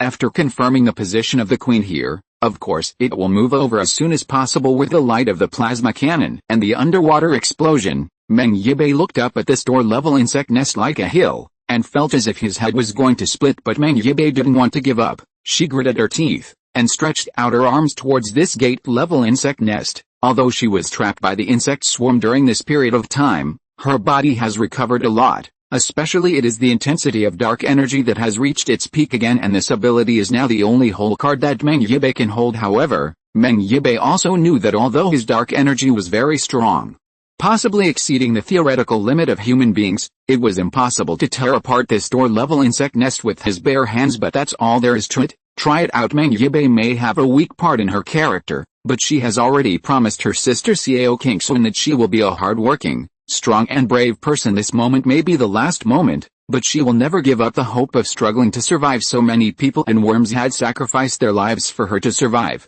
and she was never willing to give up easily. However, her dark energy seems to have exploded with power that even she herself could not have imagined. The door-level brood that shrouded like a shadow suddenly erupted with brilliant light, and the center was pierced through forcefully. The dazzling flash even illuminated the entire seabed brightly, like a sun rising in the deep sea. However, this level of dazzling light may make humans uncomfortable or even blind for a short time, but it has no effect on Meng Yibei, who has undergone the transformation of the swarm. The girl's eyes were brightened by the flames, and the gate insect nest just fell apart under Meng Yibei's gaze, disintegrated and destroyed under the deep sea of the Arctic Ocean. Chapter 81. Here he comes. Seeing this scene, Meng Yibei was stunned for a moment before recovering, and immediately looked up. Of course, it is impossible for her to tear apart this door-level insect nest with her dark energy. Although her dark energy is powerful, it is far from reaching this level. It was a ray of light that fell from the sky, piercing through the ocean overnight, piercing through the gate-level nest from top to bottom, and destroying it on the spot. Is that the fleet coming? Meng Yibei has no memory related to the fleet. Since San Diego, her state has been unstable, switching between human consciousness and queen consciousness all the time, so she has never been able to step out of the laboratory. Although she is in the fleet, she may be the one who knows the least about the fleet itself. She doesn't know much about other alien creatures, and she can't see the advanced technology and weapons under this blow. But in her mind, on the current Earth, there is only the supernatural being respected by Lucia and the others. The Xinjiang fleet is probably the only one that can destroy such a large insect nest with one blow, right? And not only that, she had some kind of magical premonition or intuition in her heart. This is where Su Ran came. This guy, isn't he so unreliable? Meng Yibei whispered to himself, and with the destruction of the door-level brood, the great enemy appeared over the Arctic Ocean, and the insect swarms under the deep sea also began to become chaotic under the attacks. Some counterattacked, and some fled in a hurry without the command of the leadership and decision-making, especially with the collapse of the brood at the level of the Big Brother. The lords of the swarm became completely scattered, and their opinions and tactics could not be unified, but they fought separately. All of a sudden, the undercurrent surged under the deep sea, and the mud and sands flew into chaos. Meng Yibei fell into hesitation. She originally wanted to fly out with 3 escape pods at the first time. Among other things, she would meet Su Ran first, but at this moment, one of the 12 personal guards beside her suddenly said, "Your Majesty, that is the terrifying fleet on Earth. It seems that they have rejected the olive branch you offered earlier, and they are still our enemies. It's best to leave as soon as possible." Meng Yibei looked at the guard beside him, who was looking at him with worried eyes. With 32 eyes, the people sent to contact Su Ran earlier were the 12 guards beside Meng Yibei at that time. Meng Yibei's rhetoric was to promote the reconciliation between the swarm and the fleet so as to preserve the future of the swarm. In fact, Meng Yibei was asking for help. However, as her loyal bodyguard, these war worms were not thinking so much. The queen is what she says, so she firmly believes that the queen is considering the overall situation of the swarm and wants to reconcile with this terrible fleet on Earth. But now, the fleet is here, but it launched an attack on the swarm at the first time. In the understanding of the 12 personal guards, this is undoubtedly the terrifying fleet of the Earth that rejected the reconciliation request of its own queen and came to the door. In this way, it is natural that the comer is not good, and he must immediately persuade his queen to retreat. Meng Yibei looked at these loyal war insects, but what he thought of was the hatred of humans towards the insect swarm. She doesn't know about the Xinjiang fleet, but if she just brings these war bugs to join Su Ran, even if Su Ran is a high-level executive in the Xinjiang fleet, it will be very difficult, right? And with the vigilance against humans shown by these war insects, after being silent for a few seconds, Meng Yibei made a decision that surprised even herself. Let's withdraw the 3-round meteorite-like escape pods left quickly, taking advantage of the chaotic situation, engulfed a group of die-hard marine war insects for protection, and quickly disappeared at the far end of the deep sea, becoming a swarm of scattered insects. A small, inconspicuous strand quickly disappeared. At the same moment, Su Ran was standing on the bridge of Yuncheng, staring at the rough sea below. Judging from the situation shown by the radar, the insect swarms below are completely blown up, running, hiding, and desperately fighting the fleet, and now they have basically become floating corpses on the sea. Although there are many insect swarms and insect nests gathered here, there are not many with real combat effectiveness. For some reason, the few gallo that appeared at the Xinjiang headquarters did not appear here, and the only door insect nest after being destroyed just now. This place is almost defenseless for Su Ran's fleet combat group, but the seabed environment has caused some troubles for the fleet. After fighting like this, the seabed mud and sand in the sea area rolled up, and the swarms of insects scattered. The central control insect nest that Meng Yibei claimed in the previous information sank to the bottom of the sea, but she did not see her take the initiative to meet it. With Meng Yibei's single-body dark energy intensity, it shouldn't be difficult to get up from the bottom of the sea like this. Su Ran frowned. However, Qiao Xiangchen sent an inquiry. "Your Excellency, although we destroyed many insect nests, The insect swarms scattered, many ran to the Pacific Ocean, and some retreated towards the Arctic Circle, but the signal was suddenly lost just now, and it is preliminarily speculated that this group of bugs may have hid in the Earth's cavity.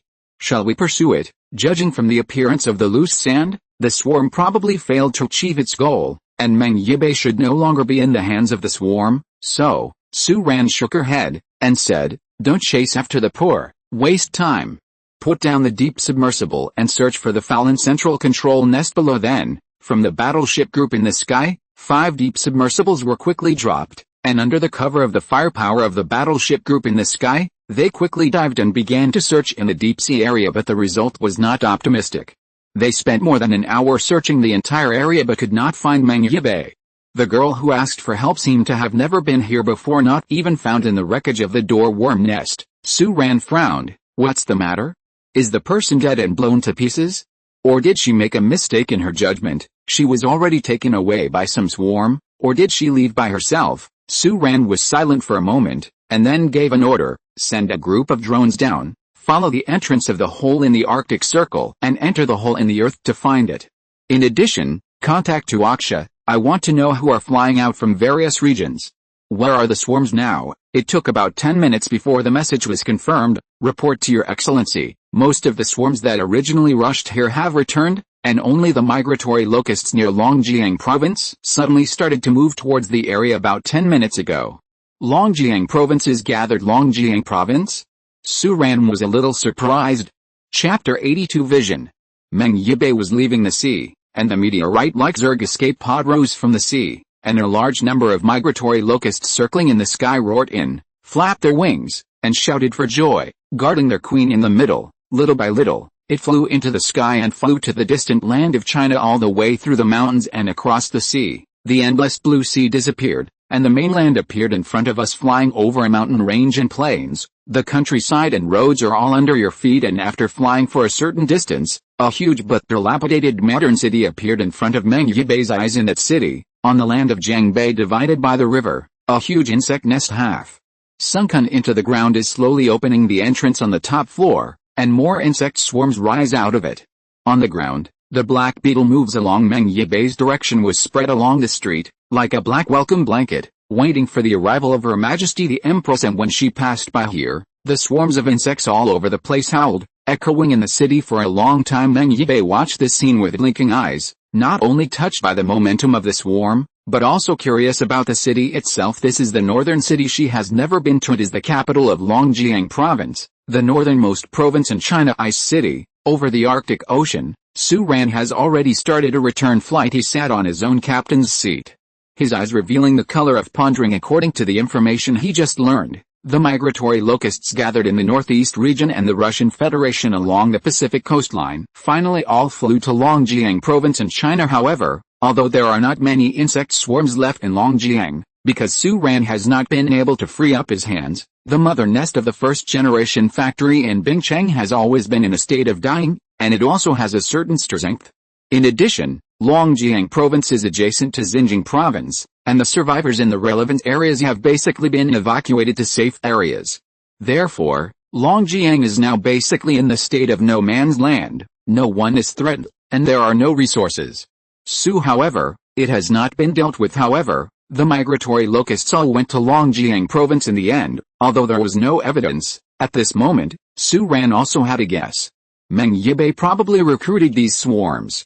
Now she should have arrived in Longjiang province, so these swarms also went to protect them. In this way, there should be no need to worry about the safety of the southern girl. Su Ran also breathed a little in his heart, relieved. The next thing to think about is how to contact Meng Yibei, and borrow the power of the other party's insect swarm. Without Meng Yibei, Su Ran would not have considered the side of the swarm, but now that the girl is the queen of the swarm, Su Ran has to think about whether she can get a neighbor from the swarm.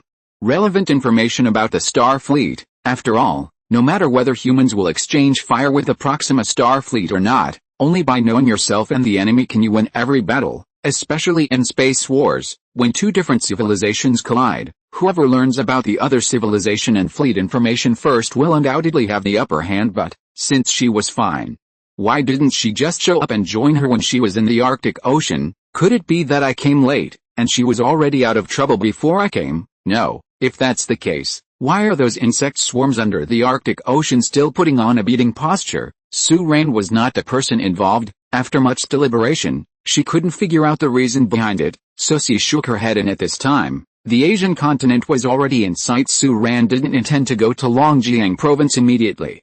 He just returned to his fleet. At this time, he received a message from Dongpo on the other side of Japan. Under the harvest of Yunchang No. 1, the insect swarms on Kyushu Island and the evil forces among humans have basically been emptied. Now the survivors of Japan from Kyushu Island are gathering to prepare to build on the ruins a modern fortress city of unprecedented scale that is the headquarters plan of the fleet. It is to build a post-apocalyptic city on Kyushu Island in Japan. With advanced ground artillery arrays and missile silos as the main body, a real doomsday fortress will be built to accommodate a large number of survivors.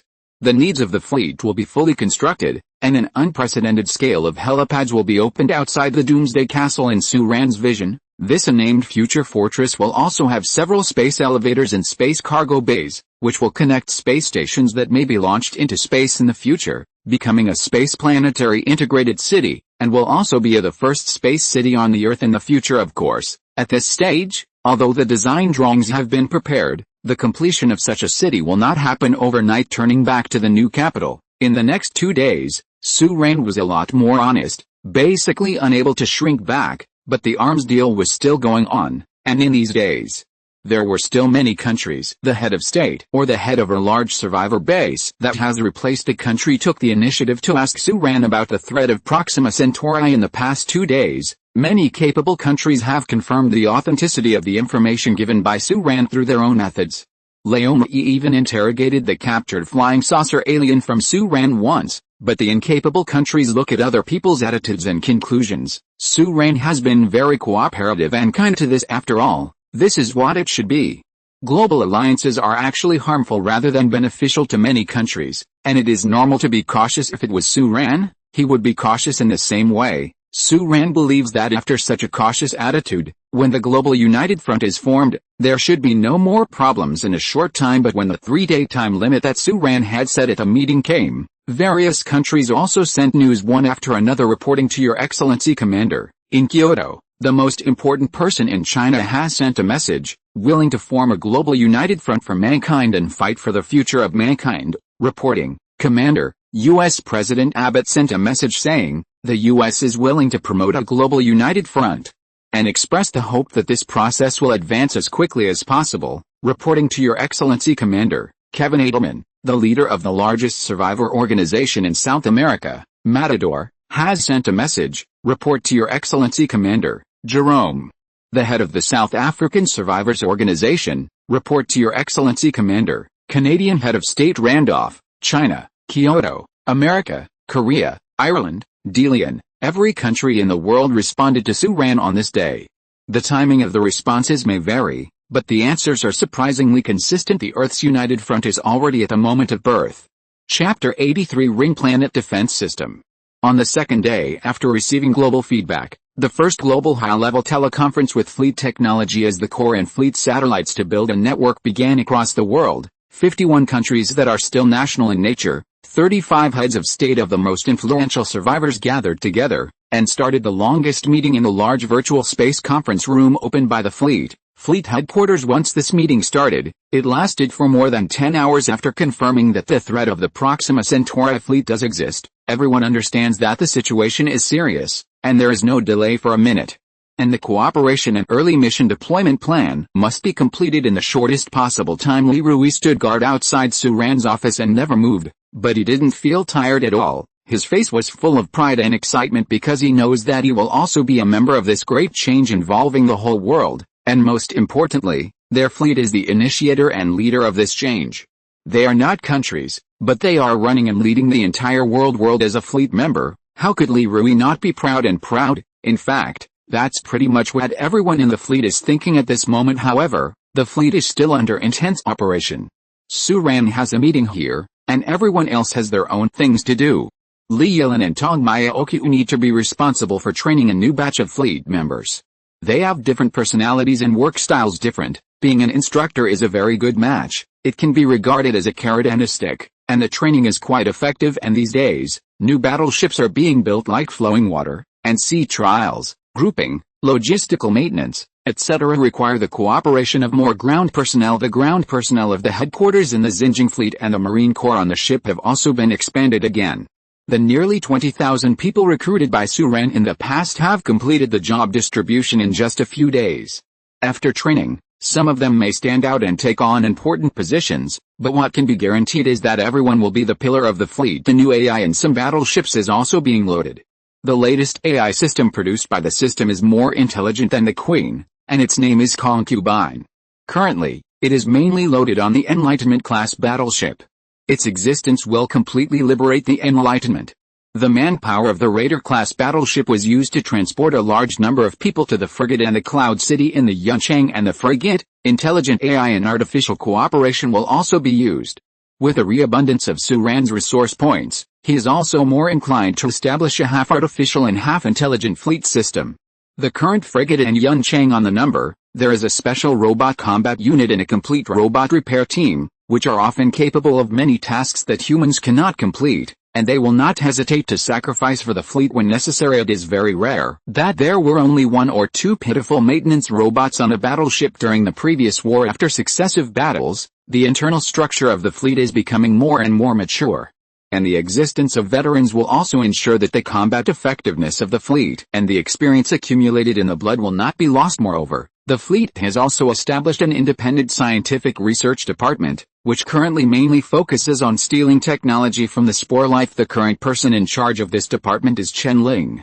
Because there are not many old scholars and seniors joining the fleet, and most of them are middle-aged and young people, Chen Ling can be regarded as one of the leaders, and Su Ran is also willing to believe this old acquaintance, so he can take this opportunity to observe whether this is a spy. All kinds of things. Even if Su Ran was in a meeting, the fleet was running in an orderly manner, without any mistakes or problems. But at this moment, in this conference of human forces spanning the entire planet, after completing the signing of the electronic treaty on the Global United Front, Su Ran threw out his own blockbuster. Now I am sending you a system. This is a global defense network that my fleet will provide to you. It is a planetary defense system called Angel Shield. It is a proton weapon network based on proton collisions.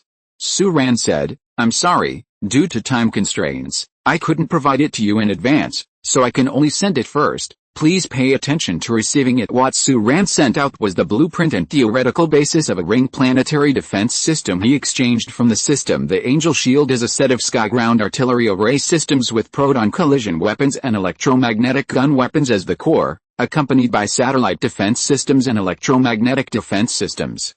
It is not the most advanced in the 5-level manufacturing list, but it is at present. The weapon most likely to be put into practical use on Earth is worth 150,000 resource points, including a set of design blueprints and related proton colliders, the core construction technology of the Space Defense Network, and a central multi-terminal control system. Its expensive price does not lie in the physical equipment, but in the technology itself and the control system itself. After reaching the 5th level, the core technology has also become one of the items sold under the manufacturing list.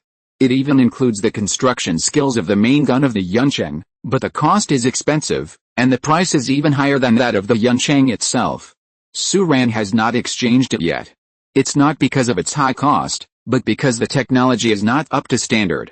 Having technology doesn't mean it can be made, and the technology itself may not even be comprehensible to modern humans. Advanced technology is not something you can use immediately after you get it.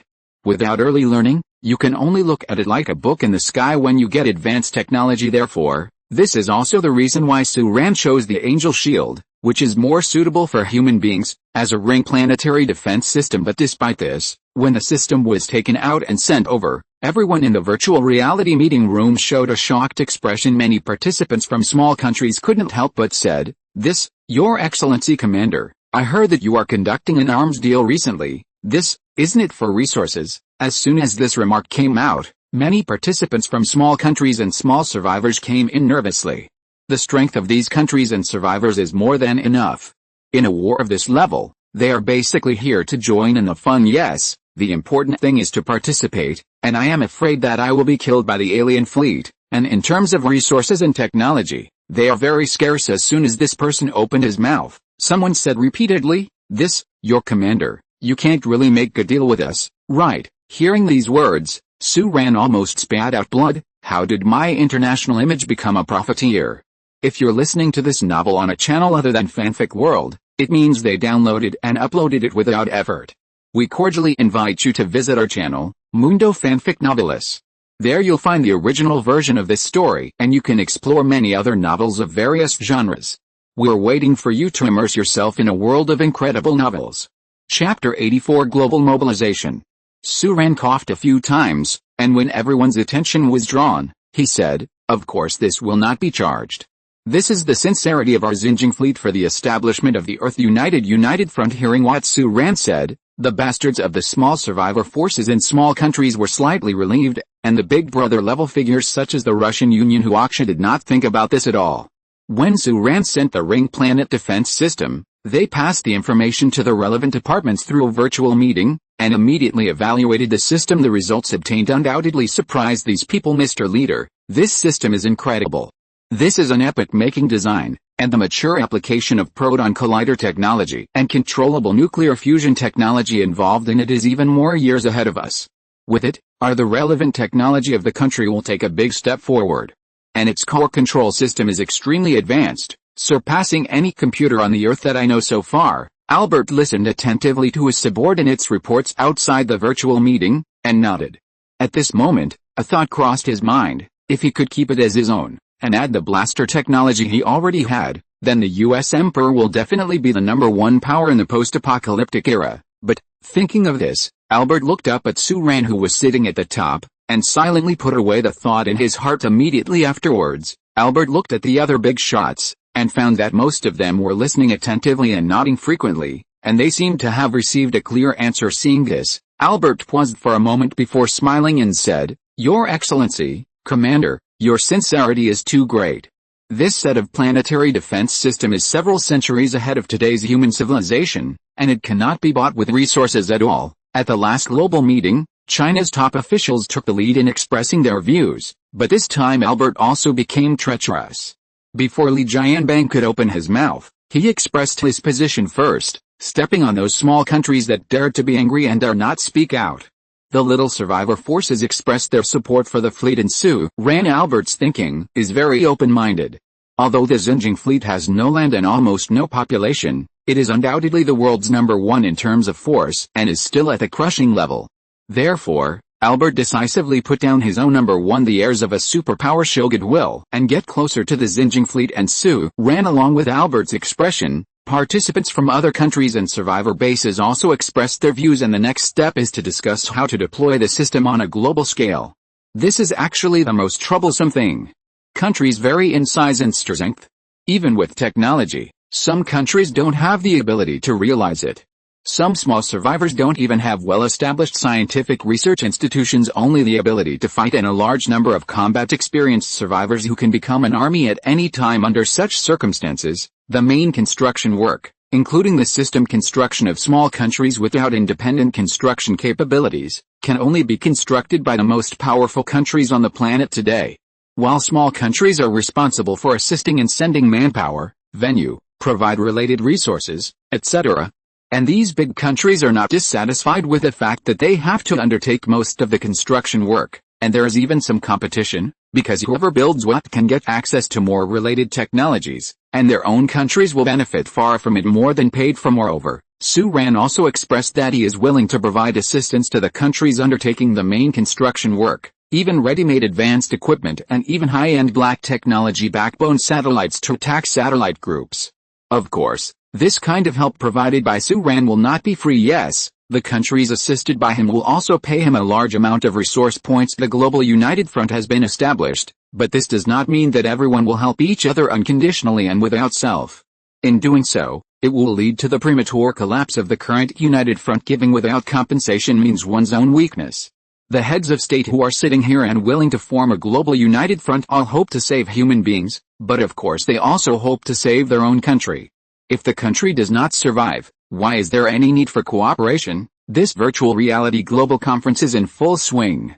Apart from what Su Ran said at the beginning, he basically remained silent, while other countries divided themselves into the construction of this ring planetary defense system. However, When it was confirmed where the central control unit of the Angel Shield circumplanetary defense system was placed, several powerful powers such as China, the Russian Federation, and the Matador and the Big Survivors were arguing. The pot is on. Everyone can see that this general control system itself is an epic-making wealth, and it is the only thing in the system, and it is semi-public. In other words, whoever keeps it in his own country will. It is possible to have priority research. The fat water does not flow into the fields of outsiders, so everyone wants to place it in their own country. For this reason, the atmosphere can be described as tense. The grumpy president of the Russian Federation even almost fought with Albert, threatening to use force. However, in the end, it was Huaxa's top official who came out to change things, claiming that if the system falls within Huaxa's territory, Huaxa would not only accept scientific research teams from other countries to work together, but would also be more willing to share scientific research results. Huaxa is considered an old peacemaker, and with a continuous improvement of international status before and after the end of the world, when he opened his mouth at this time, he was immediately unanimously recognized, so in the end, the blushing and thick-necked people in the competition failed to get this at the master control system. On the contrary, was put into the bag by the calm number one official of Huaxa with a smile. But at this time, Albert gave Li Jianbang a itch, and regretted it in his heart. I was in a hurry. You shouldn't think about exclusiveness, but the Huaxa people were the first to talk about sharing and win-win, and missed the opportunity. Damn it, Albert silently scolded a series of American national curses with FK in his heart. And the expression on his face was always clouded with the completion of the division of the construction area. The next step is the detailed construction work. Seeing this, Su Ran clapped his hands and said, okay. At present, the construction of the ring planetary defense system has been divided into 7 areas around the world. Region, since this is the case, next, I will reserve the login account for the current virtual meeting for everyone. Please select the time for the countries and survivor forces in each region to discuss specific construction matters separately. However, I want to mention that the time not much more. We need to complete the completion of this ring planetary defense system as soon as possible. Then, let's stop here today. Chapter 85 Invitation. When the virtual meeting room disappeared in front of his eyes, Su Ran glanced at the time and shook his head as soon as the meeting started. It went on for 12 hours even before the end of the world. Su Ran has never held such a long meeting. However, the heads of state present here are obviously good at it, and I can hold a posture for 3 days and 3 nights. It is Su Ran. However, when it was offline, several countries and survivor forces that had built large regions decided to stay and continue the discussion. It seems that Su Ran is worried that the project time is completely redundant, and everyone seems to be more anxious than him. The initiator seeing this, Su Ran can finally relax, and the next thing he has to do is to deliver the 4 backbone satellites of the Sky Man-made offensive application satellite group of the circumplanetary defense system Angel Shield to the relevant countries, and the main satellite Su Ran has already been selected. Name: Man-made attack laser satellite. Description: this artificial satellite is a non-geostationary orbit satellite with a total length of 103 meters. It has a central laser main gun and a ground kinetic energy space-based weapon. It is equipped with a set of micronuclear reactors and 6 solar panels.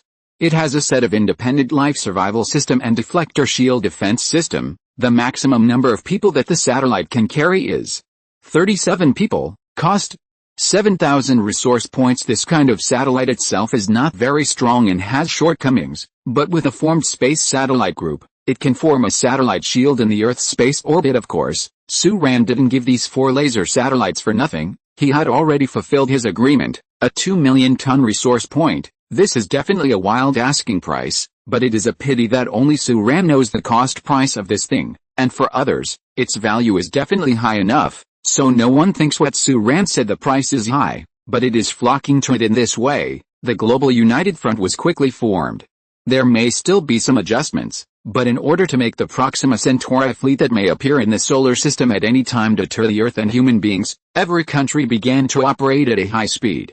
Some people send out people, and those with resources send out resources, while several big countries quickly summon scientific researchers to break through the advanced technology that is already ready-made.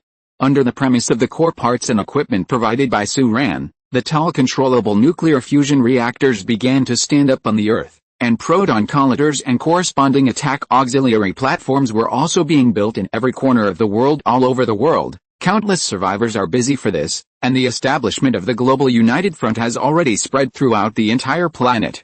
After discussions, the existence of the Proxima Star Fleet also started a global campaign on the third day after the virtual meeting. Sexual announcement this time. Everyone knows what they are about to face and what the Earth is about to face. The whole Earth seems to have become a construction site. Construction is going on everywhere at the same time. The battle did not end. The military and armed forces in various regions are still cleaning up the swarms after the Battle of the Arctic Ocean. The swarms began to weaken. Survivor forces and countries in many places united with each other, assembled their own armed forces to form an army several times the size of the local tortoise nests, encircled and wiped them out, and progressed rapidly in some areas. Repelling tactics have been adopted to reduce their own battle losses and drive away the swarms, so as to gather a large number of swarms to the Arctic Circle. This is also one of the global unified plans. They want to drive the swarms on the Earth into one place, that is, the demarcated Arctic Circle. When the Proxima Centauri fleet comes, the Earth will also show its sincerity, and the swarms draw a clear line and hand it over to the Proxima Centauri fleet to ensure peace between the two parties. Although the Earth at this moment is preparing for a possible war, the premise of all efforts is not to fight. This is also Suran's idea. Going to war is never a wise move. If there are books, it will be long, and if there are no books, it will be short. Time flies, and in the blink of an eye, 10 days have passed. During these 10 days, the construction of the global ring planet defense system is in full swing, and Suran is not idle. Selling arms, and he went to North America again, and found Lucia in San Diego when this Caucasian girl watched the huge battleship Yunchang parked above the survivor base in their fishing village, and Suran was dropped under the pull of the tractor beam. She looked completely dumbfounded. Up this, you, pointing at Suran, Lucia spoke incoherently. Not only her, but at this moment, the survivors of the fishing village gathered here were all pointing and surprised. Isn't that the Oriental man who came to us before? Yet, why did he come with a battleship? Is that a battleship of the Xinjiang fleet? What's the situation? Who is he? Suran smiled and walked up to the crowd, stretched out her hand to the stunned Lucia, and said, "Hello, Ms. Lucia, let's get to know each other again. I am Suran, the commander of the Xinjiang fleet.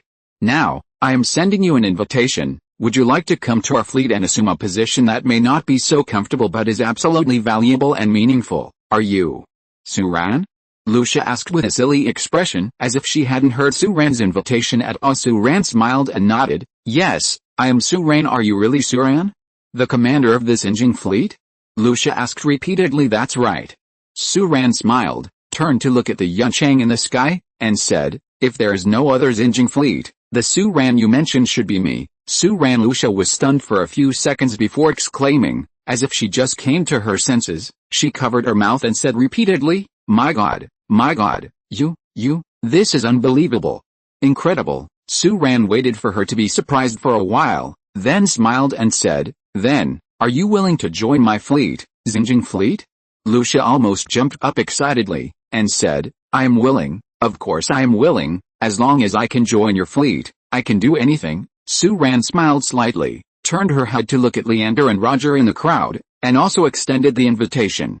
Roger and Lucia were companions, so of course they would not refuse, but Leander hesitated before nodding. The others showed envious expressions, and they all felt a little regretful. If they had known that the down-and-out Oriental was actually the commander of the Xinjiang fleet, they would have flattered them at that time. Otherwise, wouldn't they have become a part of the Xinjiang fleet now?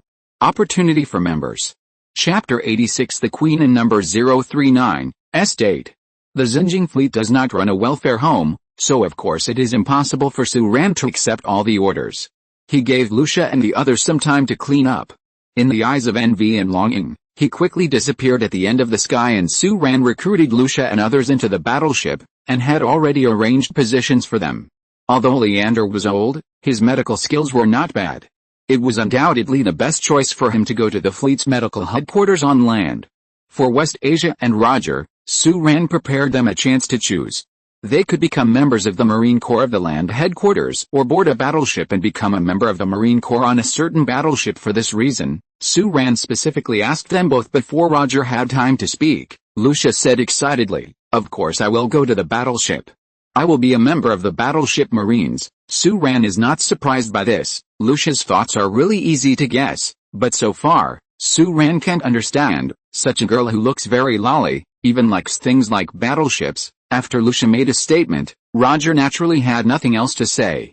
He had always advanced and retreated with Lucia, so he also chose to become a member of the Marine Corps on the ship. Suran smiled slightly, stretched out his hand, and said formally, "Xinjiang Fleet, you are welcome to join." Lucia looked excited, while Roger was as calm as ever. After a while, Lucia still asked, "Where's Meng Yibai? Isn't she with you?" This unintentional remark caused Suran to fall into silence for a long time because right now, Meng Yibai is a big trouble that Suran has to face. But facing Lucia, Suran just smiled and said, "She's not here for now." After leaving the small fishing village of San Diego, the fleet did not return immediately, but went to San Diego again. It has been almost a month since Suran came here last time, but in this short period of nearly a month, San Diego has undergone earth-shaking changes. Overlooking from a high altitude, not far from downtown San Diego, there is a huge construction site in full swing. The infrastructure and the keel of the fort have been built, and the remaining core departments will be completed in the next half a month to a month. Complete the construction of the San Diego fort here. This will also be one of the important nodes in the Ring Planet defense system. The U.S. has also mobilized a large number of troops and local survivors, rushing to work with several times the planned number of personnel to complete the deployment of local strategic weapon nodes in the shortest possible time. The one on the edge of San Diego is a superconducting electromagnetic gun. However, Suran didn't come here today to be a supervisor. He was here to transport an Enlightenment-class battleship. Lieutenant General Norton personally met Suran and incorporated the Enlightenment-class warship that Suran brought. Looking at the Enlightenment-class warship, the American Lieutenant General couldn't close his mouth. In the same way, the United States also paid for the purchase of an Enlightenment-class warship 1 million tons of resources as early as 5 days ago. These resources were transported and gathered here, just waiting for today's transaction. Suran didn't exchange many pleasantries, and quickly took away the 1 million tons of resources, bid farewell to Lieutenant General Norton, and left quickly on the way back to Xinjiang. Suran deliberately flew around the edge of Longjiang province for a while. It's just that I can't see the situation of Bingchang from here. However, according to the pictures sent back by the recently relaunched satellite, the ice city has turned into a city of migratory locusts. A large number of migratory locusts are entrenched in the urban area. It is roughly estimated that there are at least 100,000 people, all of whom are protectors who have returned from various places, and what they want to protect is none other than the half-human, half-worm Her Majesty the Empress, who is also Meng Yibai, who is causing Suran a headache. Meng Yibai is really king of the mountain. It has been confirmed that she retreated from the Arctic Ocean all the way to the ice city.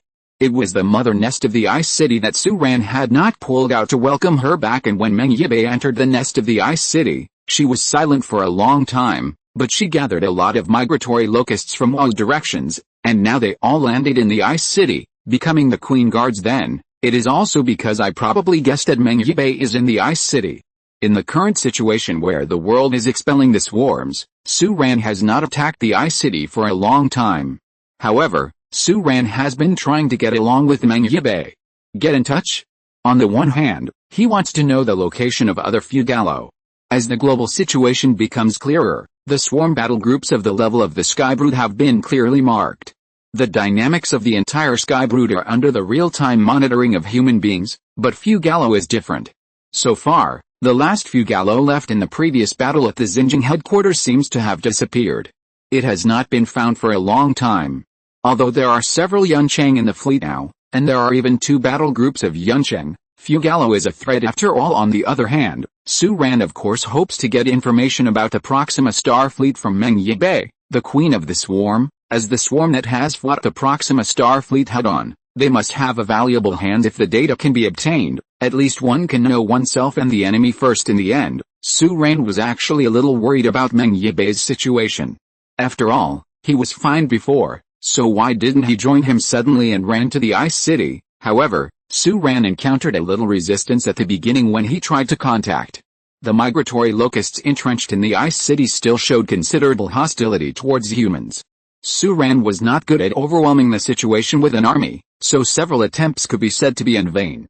And back, until Meng Yibai contacted belatedly was the mantis-like combat insect from last time who intercepted the scouting drone sent by Suran at the edge of the ice city, and said expressionlessly, "Her Majesty wants to see Suran, let him come." After finishing speaking, the praying mantis-like monster turned his head gracefully, and disappeared into the depths of the Ice City in the blink of an eye. Suran looked at the screen sent back, dumbfounded. What kind of operation is this? Do you want me to go to Ice City? This situation was immediately opposed by Yuan Licheng and Li Yilan, and Suran was really involved in many things at the time, so this matter was delayed for several days. It wasn't until today that Suran, who had persuaded Yuan Licheng and Li Yilan, decided to take a look in the past. Therefore, after completing the delivery mission in San Diego, Suran came to the area of Bingchen. With a military vehicle, he drove all the way into the boundary of Bingchen. Chapter 87, Meng Yibei's Decision. Setting foot on the land of the Ice City again, Suran still had a very different feeling even after a long time. There are traces of Suran's familiarity everywhere in this dilapidated street and city. It seemed to be the home where he lived for more than 20 years before the end of the world. The Ice City insect swarm had already discovered the Yunchang in Suran. Not long after Suran entered the Ice City, the 5-meter-tall mantis-like creature appeared in Suran's field of vision, flying in front of his military vehicle. Come over. His appearance made Li Yilan a little nervous, and the Yunchang number connected to the vehicle recorder. Although Suran believed in Meng Yibei and came here alone, she was not reckless. This Yunchang was insurance. Today is different from the past. This mere Ice City mother nest is no longer a threat to Suran. If there is any change, the Yunchang will open fire immediately and strangle all the war insects in the city. However, this praying mantis-like combat insect is not an attacker. On the contrary, it is a leader. It came to the top of Suran's military vehicle, hovered for a while, and then flew forward, leading Suran all the way forward, and it seemed that because of its existence, it was hidden in the streets and alleys, and bugs in the corners and shadows of the light swarmed backed away, put away his fangs and claws. This also made Meng Yibei, who was observing the progress, slightly relieved, and Suran was ushered all the way to Jiangbei. The collapsed buildings, the calm river, and the long lost bug nest all appeared before Suran's eyes again. Since the Battle of the Ice City, this worm nest has collapsed into the ground, like a behemoth sinking into the ground, and it can still exert tremendous pressure on people from a distance. When we got here, the swarm of insects that hadn't been too much on the way before gradually showed their heads under the surface of the river. On the bank of Jiangbei, a black beetle is showing its figure. Looking around here, Suran got out of the car at this time, and the praying mantis-like battle insect was also descending from midair, ignoring the surrounding war insects, and continued to lead Suran towards the collapsed insect nest. Along the way, wherever it passed, the black beetles gave way one after another. In this way, Suran followed it to the edge of the nest of the original factory. On the side of this mother's nest, a door more than 5 meters high was opened, and the mantis-like creature flapped its wings slightly, and flew in. Suran did not hesitate, and walked forward quickly. Following it, Suran thought that she would have to follow for a further distance, and go deep into the nest to see Meng Yibei, but she didn't expect that Meng Yibei was in the shadow behind that door. The girl in Suran hardly changed when they saw her last time. Her pale silver-gray skin, linear pupils, her brows were slightly wrinkled, as if she was worried about something, but it is worth mentioning that behind her, there are 12 praying mantis-like creatures guarding her. Li Yilan, who saw this scene through Suran's personal camera terminal, immediately said, "Be careful. If there is any abnormality, please call for support immediately." Meng Yibei took a look at Suran and said, "Don't worry, they are my people and are absolutely loyal. If I don't give orders, they won't do anything to you. They just resent humans." Suran glanced at the bugs and frowned slightly, but said nothing. "What's going on?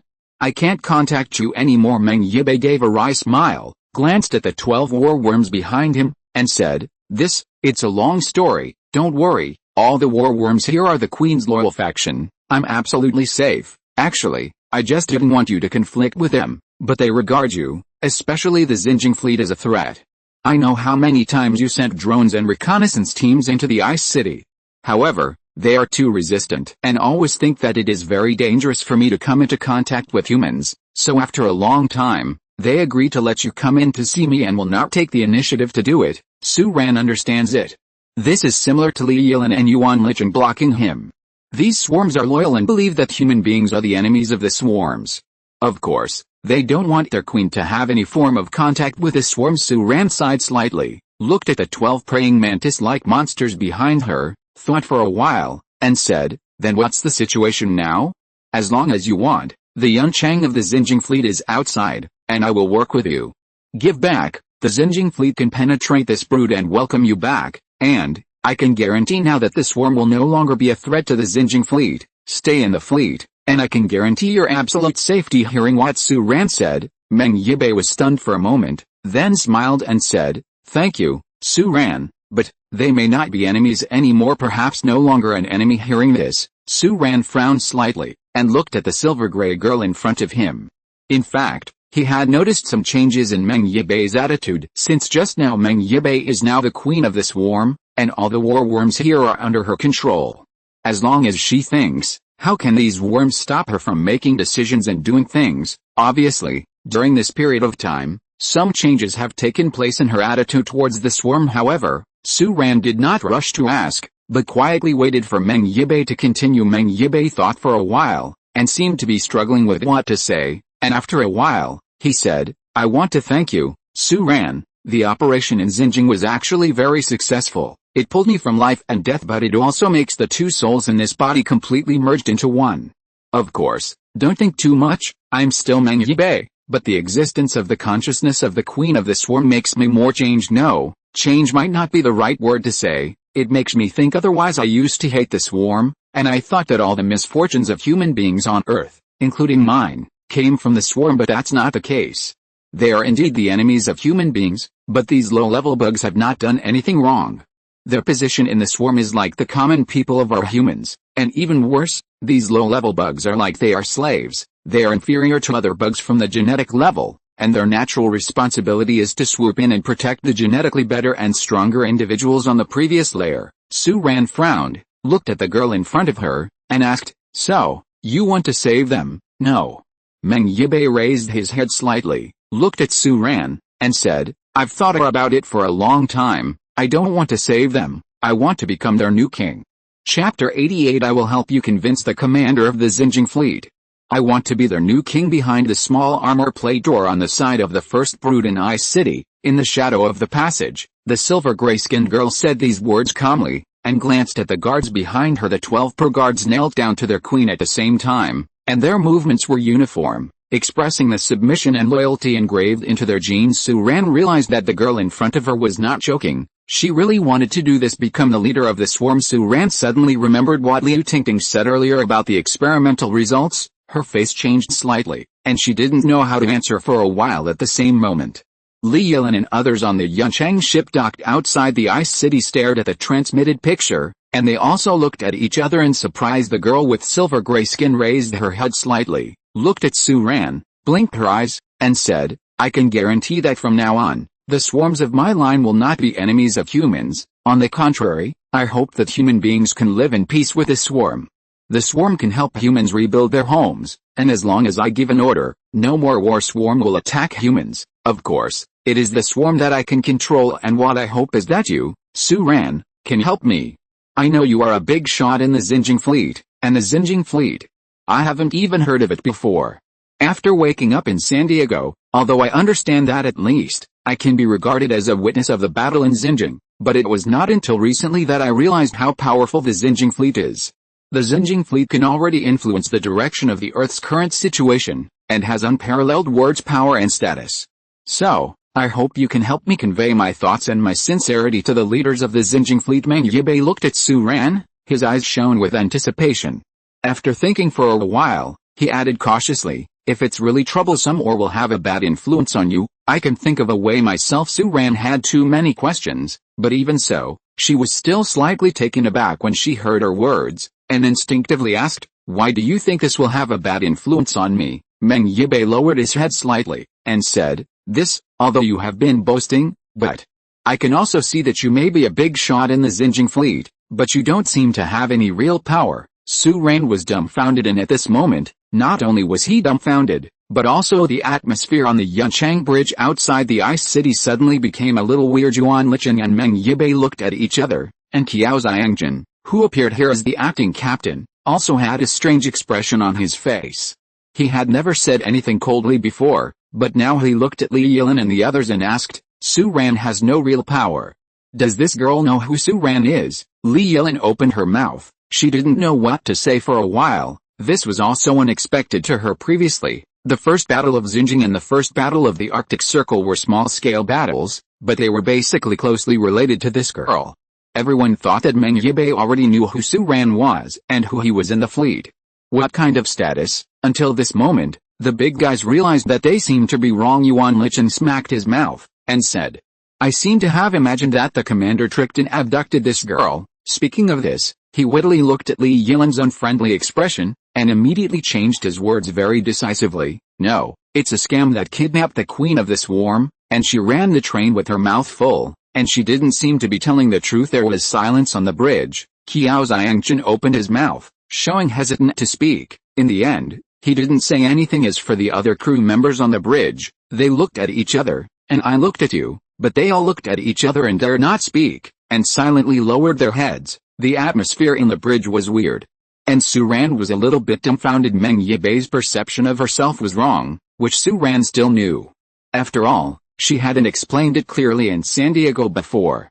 Necessary. Su Ran has not given any positive answer, but today, seeing Meng Yibei's slightly worried expression, Su Ran was embarrassed to say, I am the captain of the Xinjiang fleet. Seeing that Su Ran didn't respond for a long time, Meng Yibei seemed to be thinking about something wrong again, and said, if it really doesn't work, forget it. I don't need your help. After all, it shouldn't be easy for you to get into this position. In this way, you can help me. I recommend the commander of the Xinjiang fleet. I believe, if he is really the creator of such illustrious victories and the dawn light of the end of mankind, then he must be a good person, and I can convince him. Su Ran thought for a while, and looked at the 12 Mantis warrior guards behind her. At this time, they were already like this anyway, but Su Ran, who has inexplicably issued a good person card, planned to follow along. The silver gray girl continued, what if? I mean, if the commander of our Xinjiang fleet disagrees with you to do this? The swarm and humans are two races on this planet. Occupy each other's resources online, and it may cause even greater troubles. What if he makes you choose to give up the swarm? Su Ran's words are not aimless. He thinks more. The Proxima fleet is for the swarm. If Meng Yibei insists on keeping the swarm, even if it is only a part, it is very likely that it will become the Proxima fleet the goal, and if humans cooperate with it, it will undoubtedly lead to fire.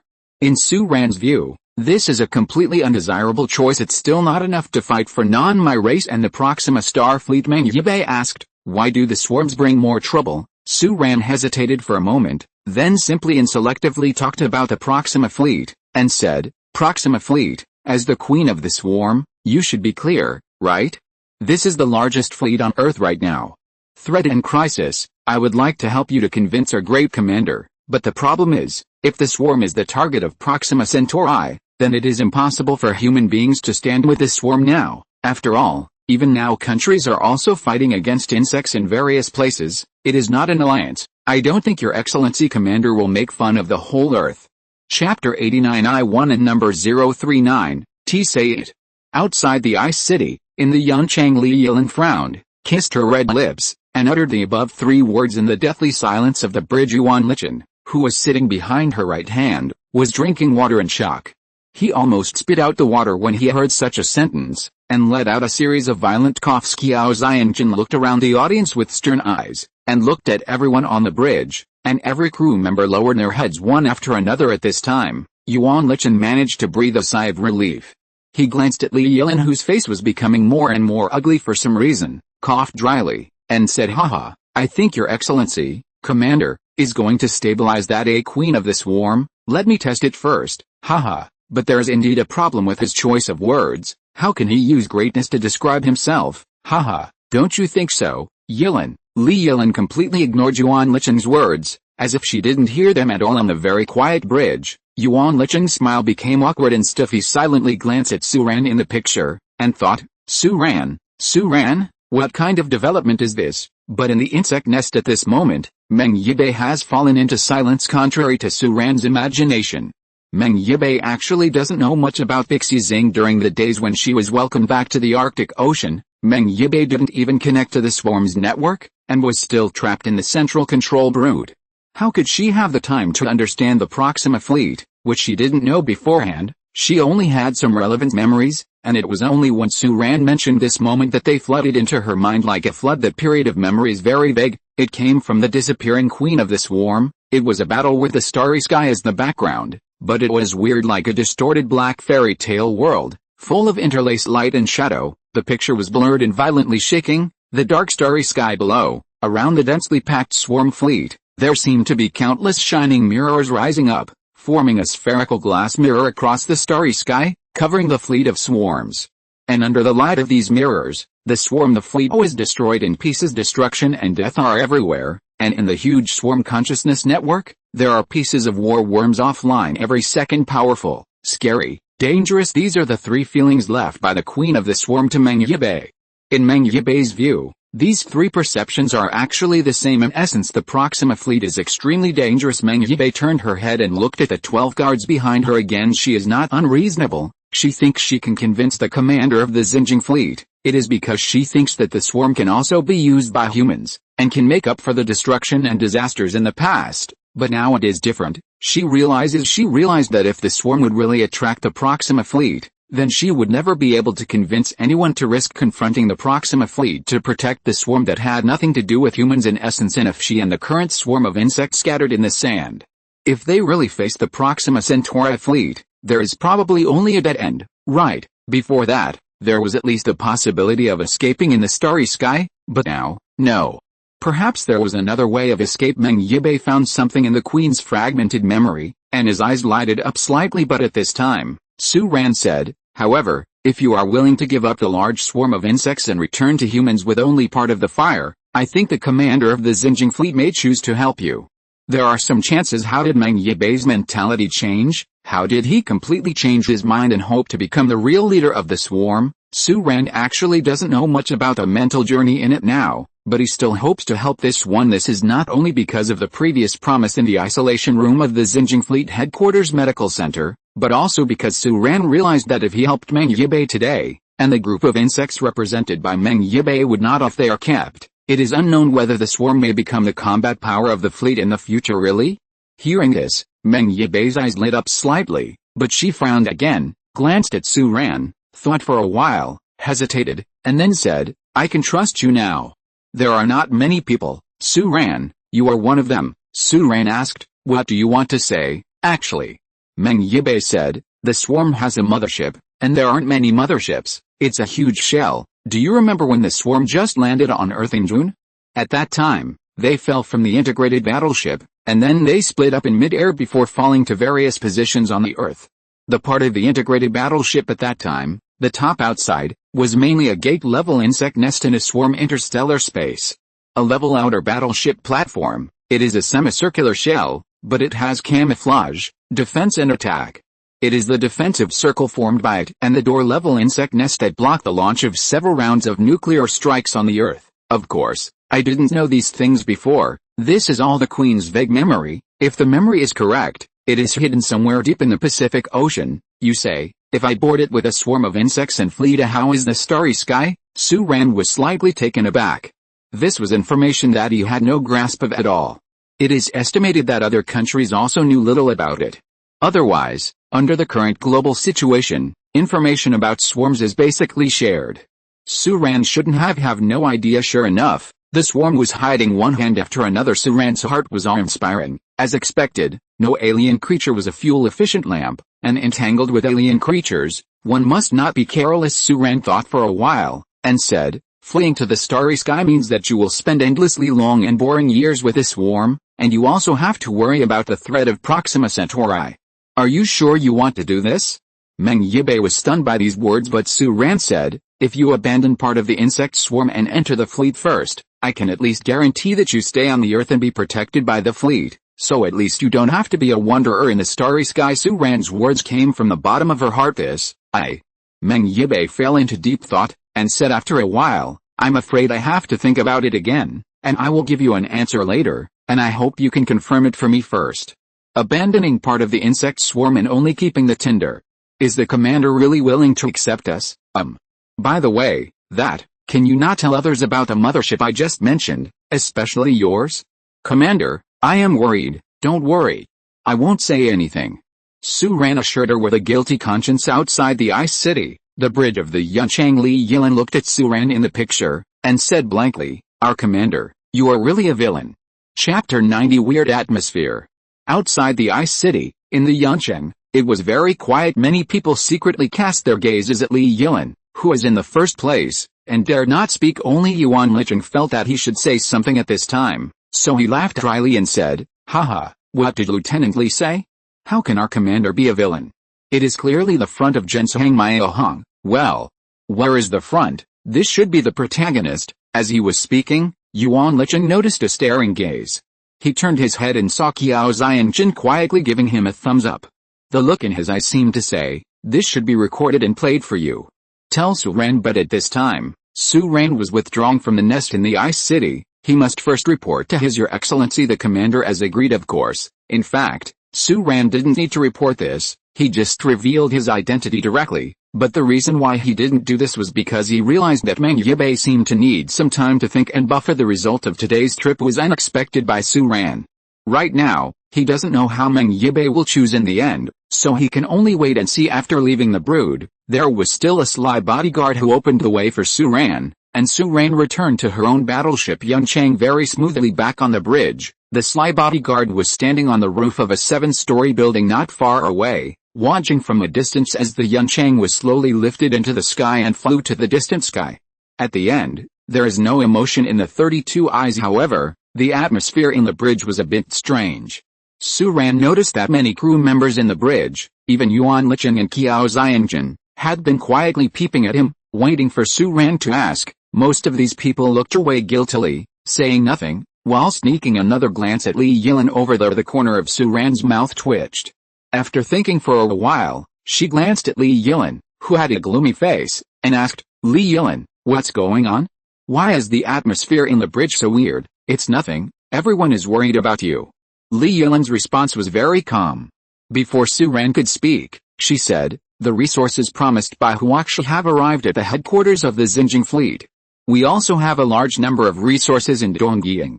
The transactions with countries such as Matador, South Africa, Ireland, and Survivor Forces have already finished raising supplies, so if you finish dealing with the matter in Ice City, I think you should go to the world to recycle resources." Su Ran was also asking casually, but when she heard the latter part, she quickly attracted her attention, and she didn't hear the little bit of displeasure in Li Yilan's tone at present. Although most of the backbone satellites, various parts and equipment, warships and aircraft he promised to several major countries have not yet been manufactured, with the formation of the Global United Front, all parties are also willing to pay Su Ran in advance.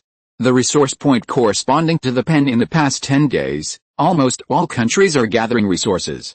Now, although Su Ran, an arms dealer, has not yet produced products, the harvest season has arrived ahead of schedule. Thinking of this level, Su Ran's eyes couldn't help but narrowed slightly. Thinking of the resource points pouring into his pocket, he was naturally overjoyed. And he couldn't even notice Li Yilan's tone, and it's a matter of complexion. "Okay. That's great," Su Ran said, "although the matter in Bingchang has not been resolved, it should take some time. Let's take this opportunity to recover a batch of resources first." In this regard, Li Yilan only gave a faint then turned her head and returned to her own position, without saying a word during the whole process. When we returned to Xinjiang Fleet headquarters, Su Ran realized a little bit of the problem belatedly, but it was too late. The Yunchang landed, and Li Yilan got off the battleship in no time, which made it impossible for Su Ran, who was about to ask the question. After getting up, he had no choice but to turn to look at Yuan Licheng and Qiao Xiangjin, who were still in the battleship. "Haha, what's the matter with Li Yilan?"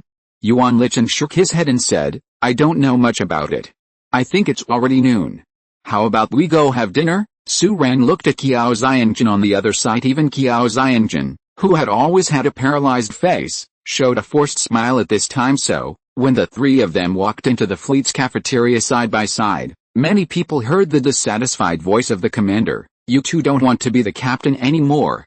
Don't you want to be the deputy commander? Hurry up. Say, what happened?" Hearing this, the ordinary sailors on the side felt their legs go limp, thinking that Yuan Licheng and Qiao Xiangjin had made a big mistake and were about to be questioned. But after listening carefully, it was not the case. Yuan Licheng shook his head, pretending to be blank, and said, I really don't know what's going on. You said Li Yilan was unhappy, and you asked us what we were doing, and we knew where we were going." Su Ran raises his eyebrows, and is about to show the captain's majesty, but at this moment, there is a burst of uncontrollable short laughter. Su Ran's spicy gaze turns away, and he finds that it is Qiao Xiangjin. Couldn't hold back, and laughed out loud. Seeing this, Yuan Licheng quickly took a few steps forward, pulled Qiao Xiangjun and walked forward. Let's go and eat. I heard that today our cafeteria serves braised pork, and if we go late, we will be given by the ground combat team. It's gone, yes, yes. Lao Yuan, let's go. Looking at these two guys, Su Ran shook her head with a smile, and walked forward, but met many people on the road. Jin Suhyang warmly greeted Su Ran. Beside her were Tangmaya Okyu and Hoshino Junxia. The relationship between these three women was not so good, but Hoshino Junxia still seemed very reserved when he saw Su Ran. He walked out of the previous matter, bowed slightly to signal, and was dragged by Jin Suhyang to the other side to sit down, and Tangmaya Okyu was also dragged by Jin Suhyang, and was dragged away only in time to smile at Su Ran. The canteen of the fleet was already overcrowded, and there were many new faces. Before Su Ran reached the dining window, he was shrouded in a shadow. It was a burly man with a height of 2 meters. Standing in front of Su Ran, he scratched his head and smiled innocently, and said loudly, "Your Excellency, Commander, I am Wang Quan, the captain of your Imperial flagship Marine Corps." This man is also a new talent recruited by Su Ran. He has a burly figure and amazing physique. Although he is not from the military, he is also a real man who crawled out of blood and fire. PS. Double opened a new book, Restricted Grade Old Paradise. I hope everyone can support it. Bookmark, vote, search directly or click on the author to see. If you're listening to this novel on a channel other than Fanfic World, it means they downloaded and uploaded it without effort. We cordially invite you to visit our channel, Mundo Fanfic Novelis. There you'll find the original version of this story, and you can explore many other novels of various genres. We're waiting for you to immerse yourself in a world of incredible novels. Chapter 91, The Beginning. Su Ran nodded with a smile and said, "That's right, I remember you came all the way from Inner Mongolia to Xinjiang." "That's right." Wang Quan's face was a little pleasantly surprised that the commander remembered himself, and said, "I came here just to join the Xinjiang fleet. I have heard that our fleet is powerful in Inner Mongolia, so I thought wanting to come here. I didn't expect you to love me, Commander. I really became a member of the fleet, and I'm also honored to be the captain of your flagship Marine Corps, Commander." Although Wang Quan is the captain of the flagship Marine Corps, Su Ran's flagship has not been seen yet. Su Ran smiled and said, "How do you feel when you come to the fleet? How is it different from what you imagined?" "It's the same, except that there are more battleships than I thought." Wang Quan smiled, "And our fleet is really good. Especially the food. I've never heard of a survivor base braised in soy sauce. There's meat for everyone." The corners of Su Ran's mouth twitched a little when he heard this. "Co-authoring for half a day is our meal, okay?" But Su Ran didn't say anything, just stood on tiptoe slightly, patted this hill-like guy who was a head taller than him, and said, "Do it well." Immediately, while greeting everyone, Su Ran walked forward, had a meal, and sat down with Qiao Xiangjun and Yuan Lichen. Su Ran eats in the lobby of the fleet cafeteria. This has always been a thing. Everyone may not like it at first, but now it has become the norm. Everyone knows that although the commander is the leader of the fleet, but usually quite amiable, there will not be too tweaking and nervous. Of course, as a leader, observing everyone while eating was also what Su Ran was doing. Taking this opportunity, he also took a good look at the situation of the fleet's personnel, and the good hearing endowed by his dark energy talent could even allow people to hear the whispers of two people in the farthest corner of the cafeteria. And in this cafeteria, the hottest positions are undoubtedly Lin Yuandong and the others. This guy is still the same as before, like a cloud of brothers, and manages his own combat group like an iron bucket, like a family business. However, Lao Lin's thinking has always been clear. Apart from sometimes making logical mistakes, he is still very reliable. Su Ran is also willing to let him hand over the fleet and let him appoint the members and captains of his own fleet battle group. Besides, Su Ran was more concerned about some new members. Many new recruits will inevitably talk about the treatment of the fleet, the distribution of responsibilities and so on. Su Ran just listened silently and wrote down some useful things in her heart. Record it. Sometimes Su Ran feels that she has become that kind of heinous company leader. However, the fleet is not a company after all, and the wages paid in this era are not just money at the end of lunch. Su Ran acted quickly. First, he recovered a batch of supplies that Tuaxia had already delivered to the headquarters of the Xinjiang fleet. Immediately after, he set off on the Yuncheng and headed for all parts of the world, because this time he was only going to collect supplies.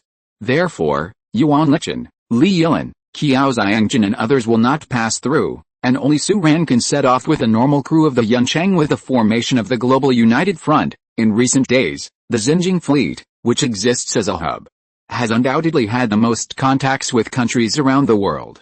Su Ran has also met and known many countries and large survivors, the leader of the base. Therefore, going there at this time can be regarded as a netizen rushing to present. In a sense, it's just that most of the people in these countries are too enthusiastic.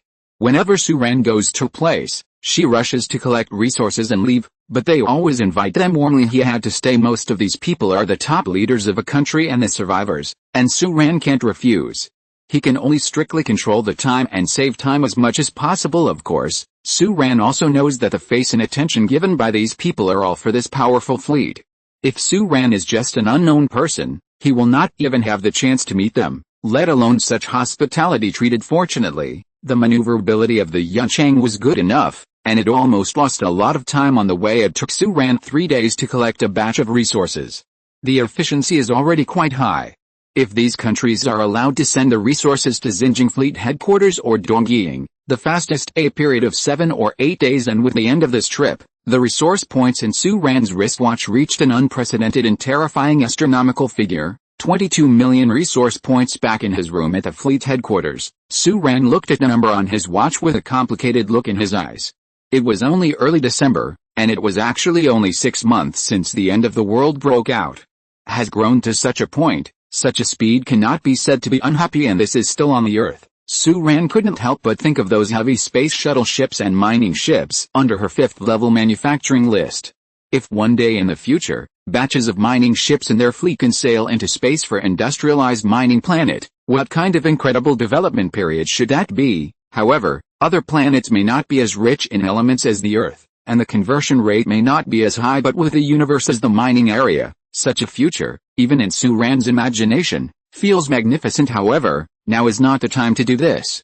After silently looking at the more than 20 million resource points for a while, Su Ran gave an order in a deep voice. Hope, I'm going to start building the Starry Sky Combat Platform Aircraft Carrier Type I. Dear host, are you sure you want to spend 20 million resource points to build a Starry Sky Combat Platform Carrier Type I? Yes. With Su Ran's response, the system responded immediately. Dear host, the Star Wars Platform Aircraft Carrier Type I has entered the manufacturing sequence and is expected to be completed in 1,200 hours 1,200 hours. This is a full 50 days. Su Ran silently calculated in her heart. This time is definitely not too short, but compared with the order of magnitude of this huge space expedition combat platform costing 20 million, this time is definitely not too long. Watching this thing start to be manufactured, Su Ran silently took out an injection from the watch space that is nothing else.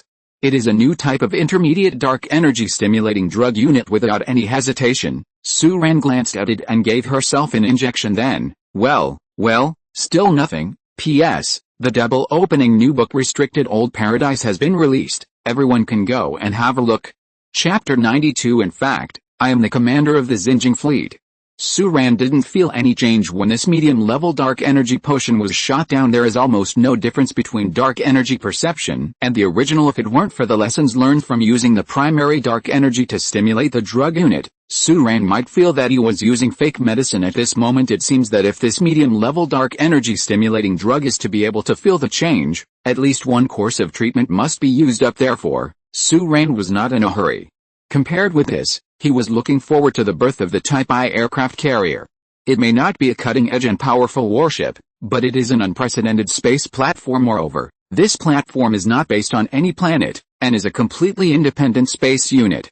Only with such a spaceship can we have a fleet that can truly travel across the starry sky. Whether it is the Interstellar Expedition Fleet or the Star Expeditionary Force, such warships are needed. It is the foundation of Star Beginnings and Su Ran's blueprint. There is no plan to put it on the Earth. Once it is built, it will be put into the starry sky. It is best to be on the future city planned and constructed by Dongying in the future, where the Earth is connected to the sky. The space station, and the space station is also a port, where all the most powerful warships in the Xinjiang fleet dock. But this is still a dream, and there is no trace of the future city at present. But the construction of the planetary defense system is getting faster and faster, and it has already begun to see scale. The proton collider array and electromagnetic gun array established around the planet have reached 40% of the completion progress.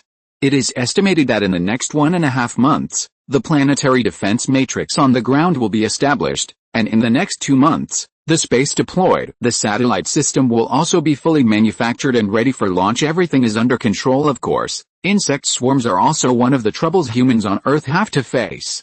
In recent days, the global battle against insect swarms has become more and more intense, mainly focusing on annihilation and expulsion, especially after the establishment of the Global United Front. Under the leadership of the Zerg fleet and various powerful powers, human beings have conducted more and more cross-country and cross-region joint operations against the swarms, and the results have been getting better and better at this moment. The Earth is changing every minute and every second, like an invisible turmoil, which is silently changing the global situation once again and pushing mankind into a new future, coupled with the profitable propaganda and the huge changes in the world situation that everyone can see. Most ordinary people in various countries and survivor forces have also shown enthusiasm. Everyone will become a hero in this invisible turmoil. Part N. On the fourth day after returning from the insect nest in the ice city, Meng Yibai, who Su Ran had been waiting for a long time, finally gave an answer. This time there is no need for Su Ran to enter the ice city. Meng Yibai met Su Ran in the wilderness outside the ice city. 12 guards like praying mantises guarded behind the pale silver gray-skinned girl. Ever since Su Ran messed up the insect nests in the Arctic Ocean, the upper layer of the insect swarm has almost ceased to exist in name only. According to Meng Yibei's knowledge, the rest of them basically have the same function as the 03 experimental insect nests. Most of the high-level brood nests have retreated into the depths of the Arctic Circle, and they dare not even venture their heads now. The situation of the insect swarm is extremely embarrassing. Humans are much behind them, but their main force was killed by Su Ran, and the second Holy Fire plan leaked. Of course, they did not expect that the insect, the second and fifth sons of the largest swarm, are their queens. The last deep-sea raid on the Zerg fleet in the Arctic Ocean can be said to have beaten the last living force of the swarm to the ground, and now they can only hide in the holes of the earth. Well, in order to avoid humans and the Zerg fleet, the first priority is to save life, and the loss of low-level war insects and insect nests outside is completely ignored. Of course, they may not be clear at the moment. The Proxima Centauri fleet is likely to be gathering at this time, and they are going to the Arctic Circle. That is not saving their lives, it is waiting for death. But because of these reasons, Meng Yibei's troubles disappeared. A threat to her from the lords of the swarm has thus dropped to freezing point, and she has plenty of time to think and make a decision. After spending 4 days, Meng Yibei didn't just think about the choice Su Ran gave her before. During these 4 days, she was thinking about herself, namely, who the hell is she? Who will be again? Clarifying this question is the key to her choice and decision today. She has her own answer. Seeing Su Ran, Meng Yibei said with some embarrassment, "I'm sorry, I've made you trouble again." "It's okay." Su Ran said, "I can guarantee that if you are willing to join the fleet with a batch of fire seeds, the Zerg fleet will provide you with all-round protection, so you don't have to worry about this." Meng Yibei was stunned for a moment, then smiled, and said, "You are really a good person. It must have taken a lot of effort to convince your boss, right?" Meng Yibei knows how difficult it is to get the Zerg fleet to accept the swarm, even if Meng Yibei can guarantee that the swarm under her will not be enemies of humans, and can even survive with humans in the future. But on the current Earth, the disaster and pain brought by the swarm are engraved in the hearts of every living person. Everyone understands the truth, but whether they can accept it is another matter. At this time, the Zerg fleet is willing to accept her and the swarm, which means that they may face unparalleled pressure and gossip. But Su Ran convinced their commander that Meng Yibei did not use the effort. "I understand everything, but I am very moved in my heart." However, when Su Ran heard Meng Yibei's moving words, a gleam of embarrassment flashed across his face. He thought for a while and said, "It's nothing." "Then how do you plan to choose in the end?" "I used to be a human being, and I am also a human being now." Meng Yibei raised his head slightly, his eyes sparkling, and said, "This will never change. The queen of the swarm is me now, but I shouldn't and will become it. I will only accept the good part of it, the part that is beneficial to human beings, and of course, I will also inherit part of her responsibilities. So, next, I'm afraid I will continue to trouble you." Su Ran and the girl with silver gray skin looked at each other, and both of them smiled slightly. "The Zerg fleet welcomes you, and your children." The 6 orange strips of decorative organs on Meng Yibei's face flickered like colored lights, looking very bright and cheerful. But at this time, Su Ran suddenly thought of something. "By the way, I have something to tell you." "What is it?" "That, actually, I am the commander of the Zerg fleet." Chapter 93 Air Combat Training. Against the background of the boundless space, an attack formation composed of pure black circular fighter planes, black stars circling out from behind a huge interstellar meteorite, and behind them is chasing a huge Enlightenment ship. The Enlightenment-class battleship, was firing with all its cannon fire, and was pursuing it with all its strength. Captain. I've been hit.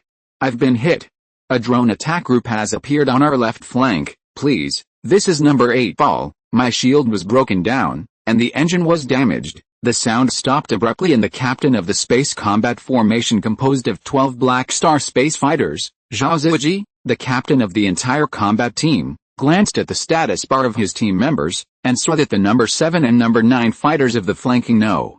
Offline gray, and the voice of the driver has disappeared. It meant that the pilots of the 2 Black Star fighters had been judged dead by the training system, and were directly kicked out of the game and forced to go offline from the radar display. The drone attack group of the enemy ship is coming around from the left rear, and the interstellar meteorite that helped them evade just now has become a shelter for these drones, and the Enlightenment ship behind it suddenly accelerated, jumped out, outflanked it, and bombarded their space attack formation from top to bottom. Not long after, 3 more Black Stars announced their departure. Zhao Ziji's face became extremely ugly. Although this is the first time for them to conduct a pure starry sky combat exercise that is not based on a planetary environment or a planetary background, Zhao Ziji's space fighter team has also been familiar with different starry sky environments countless times in the virtual reality training ground.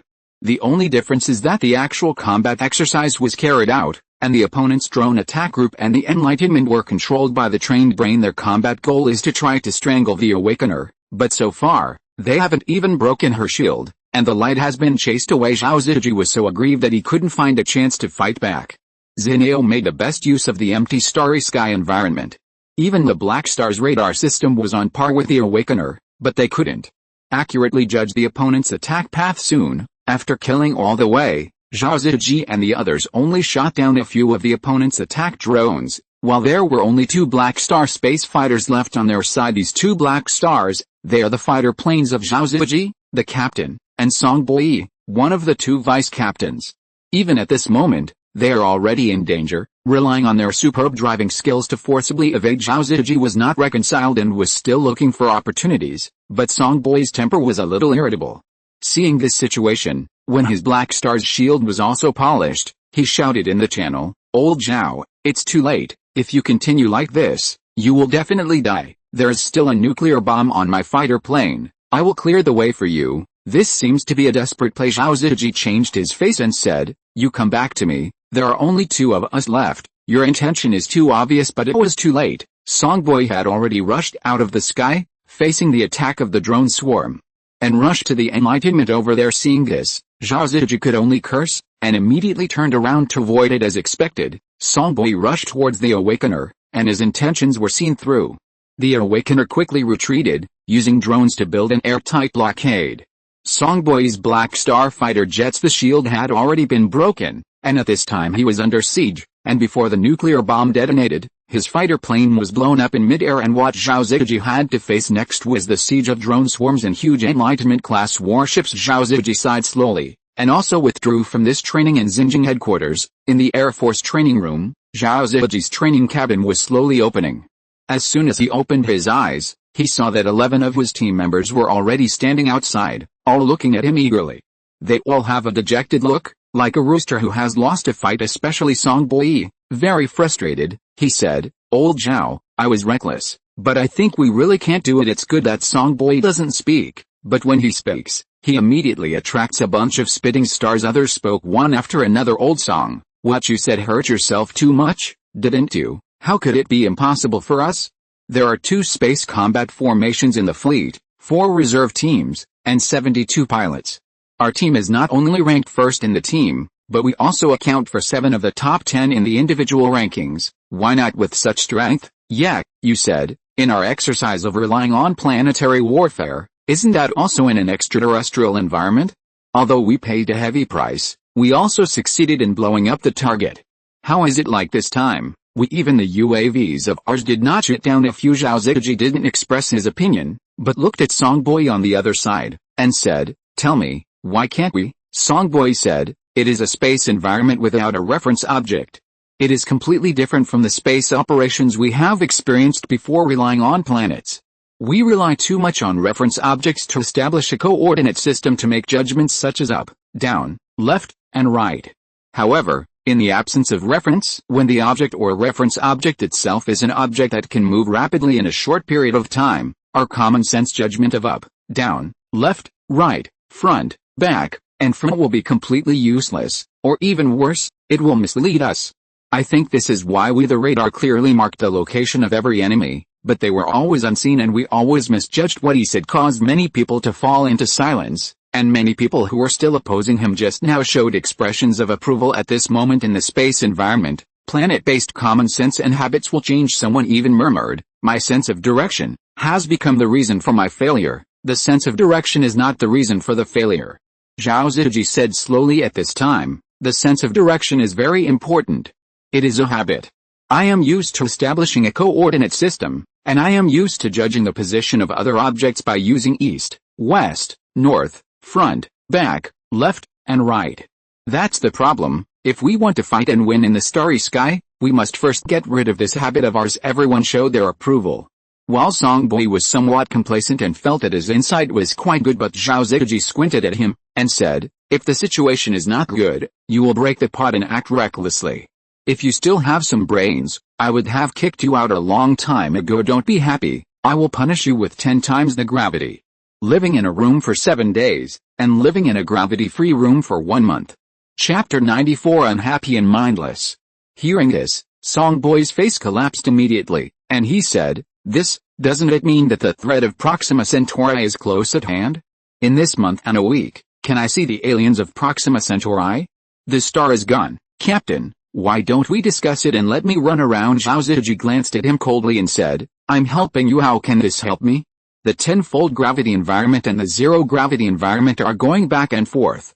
When I come out, it will be really upside down. What you want is to turn things upside down and cultivate your new sense of direction in the universe. Hearing this, Songboi choked for a while, and suddenly found that he couldn't find any words to refute. It seems, makes sense, but at this time, Zhao Ziji turned around and was about to leave. Songboi was crying, and couldn't help but said, then, since it's for training personal abilities, why am I the only one doing this? Because it's not sure if it will work. After putting down such a sentence that made Songboi stunned, Zhao Ziji left in a hurry, leaving a group of team members gloating at Songboi. The corner of Songboi's mouth twitched, and he said, why are you happy? Anyway, I am also the 3rd place in the ranking of space fighter pilots in the entire fleet, and I am also the second last to be shot down in today's acting. I don't know. Who is it? All of them were beaten to death by Hineo. What he said made many people's faces darken, and seeing this, Songboi also showed a complacent expression. From joining the fleet to the present, when their space fighter squadron was organized, everyone almost ate and lived together. Although it is less than a month now, they have spent time in the training cabin where the time flow is faster than reality. Day after day, the relationship between each other has continued to fit through the battles and getting along with each other. Therefore, such a conversation at this time is nothing more than a harmless joke. For a moment, they gathered together furtively, discussing other matters. Hey, did you hear that? How do we know if we haven't heard of it if you don't tell me? Hey, I bet none of you know this. I learned from the gossip that it is said that Your Excellency the Commander has recruited a swarm of bugs. It's still a top secret right now. I absolutely agree with the inclusion of this swarm. Xinjiang Province, Lafa Mountain area. This is the landing point of the 2nd Cloud City Attack Group. Su Ran is currently the commander of the 2nd Cloud City Attack Group on Lafa Mountain, and at this moment, he is in the cloud in the city hall. Squinting his eyes, he looked at the strong man who looked like a hill in front of him. That was Su Rushan, the captain of a frigate of the 2nd Cloud City Attack Group, was also recruited by the fleet this time. After going through layers of selection, he not only excelled in talent and mind, but also passed Su Ran's character consideration and assessment of personality analysis computer modules within the fleet. But now, he is one of the few people who Su Ran suffers from the most because he is a staunch opposition to the swarm. Although in the rumors of the people below, Su Ran's recruitment of a swarm of insects is the so-called top secret, but in fact it is not. Su Ran has no intention to hide this from the fleet, because it is meaningless and unnecessary. Therefore, nearly 100 captains and relevant high-level personnel of the 4 groups of Yunchang attack groups currently located in various locations in Xinjiang province have already known about this matter. If Su Ran deliberately wanted to hide it, How could the people below hear anything? Not to mention some gossip passed from person to person. As for Su-Ran accepting a swarm of insects, people's reactions were also different. Many people saw the benefits of this and expressed their support, and there were also many people who quickly formed an opposition with a large number of people and a large scale, and this Su-Russian is one of the leading figures, and it is said that the old man Zhang Jianggu, who is in charge of the fleet's logistics, is also one of the staunch opponents. The old man was not against Su-Ran. He was very grateful to Su-Ran for giving him the opportunity. As an elderly man, he was loyal to the fleet and to Su-Ran, but his family, his daughter-in-law and son all died at the hands of the swarm. In his eyes, there are not so many futures and benefits. He just simply likes the swarm. This is the stubbornness of an old man, but it is extremely difficult to resolve. However, Zhang Jiangguo was very measured. Although he expressed his objection, he never came to challenge Su-Ran. On the contrary, this Su-Russian often came to express strict opposition. Moreover, this guy always expresses his opinions regardless of the occasion and the region. Su-Ran couldn't help but think of the previous fleet computer's personality analysis of this person. He has the talent of a commander, has a straightforward personality, and is an excellent ally, but his future development is limited. For example, this time, Su-Russian came aggressively, and brought several high-level fleet leaders from the 3rd attack group, and came to Su-Ran to petition against it. Yi Bai is sitting inside the bridge. Meng Yibei is also not very happy recently, although she gave up Ice City and entered the fleet with a small number of primitive insect swarms and organs, but for some reason, since Su-Ran confessed that she is the commander of the Xinjiang fleet, and in the previous after confirming this multiple times over the course of a day and a half, she has been furious. No, not so much angry as is it because I cheated on her. That's not a lie. I have already said that I am the top of the fleet. And the top of the fleet does not exclude the commander of the Xinjiang fleet, and thinking about it carefully, it seems that Meng Yibei has never asked this question directly. Why are you so unhappy now, so far? Su-Ran can't figure out why Meng Yibei is so unhappy about this matter, and what makes him even more incomprehensible is that Li Yilin is also very unhappy, although she is still diligently completing her own tasks and work, but other than that, she doesn't talk to Su-Ran very much. But today, Su-Russian brought people here, and said in front of his master that he was not welcome. Several people walking with Su-Russian showed a little embarrassment. Only the old Su looked upright and his eyes were burning. Looking at Su-Ran calmly, he said, "Your Excellency, I still disagree with this swarm entering our fleet. This may cause us to receive bad international criticism, and the current global situation is still against the swarm. Let us do this." It's not right. When Su-Ran heard this, the corner of her mouth twitched. She looked at Su-Russian and then at Meng Yibei on the other side, and thought, isn't this mindless and unhappy coming together? End of this chapter. Thank you very much for reaching the end. Don't forget to like. Looking for more exclusive content and immediate access? Subscribe to our Patreon. Remember, every like, subscription, or donation encourages us to continue. Thanks to everyone. See you in the next video.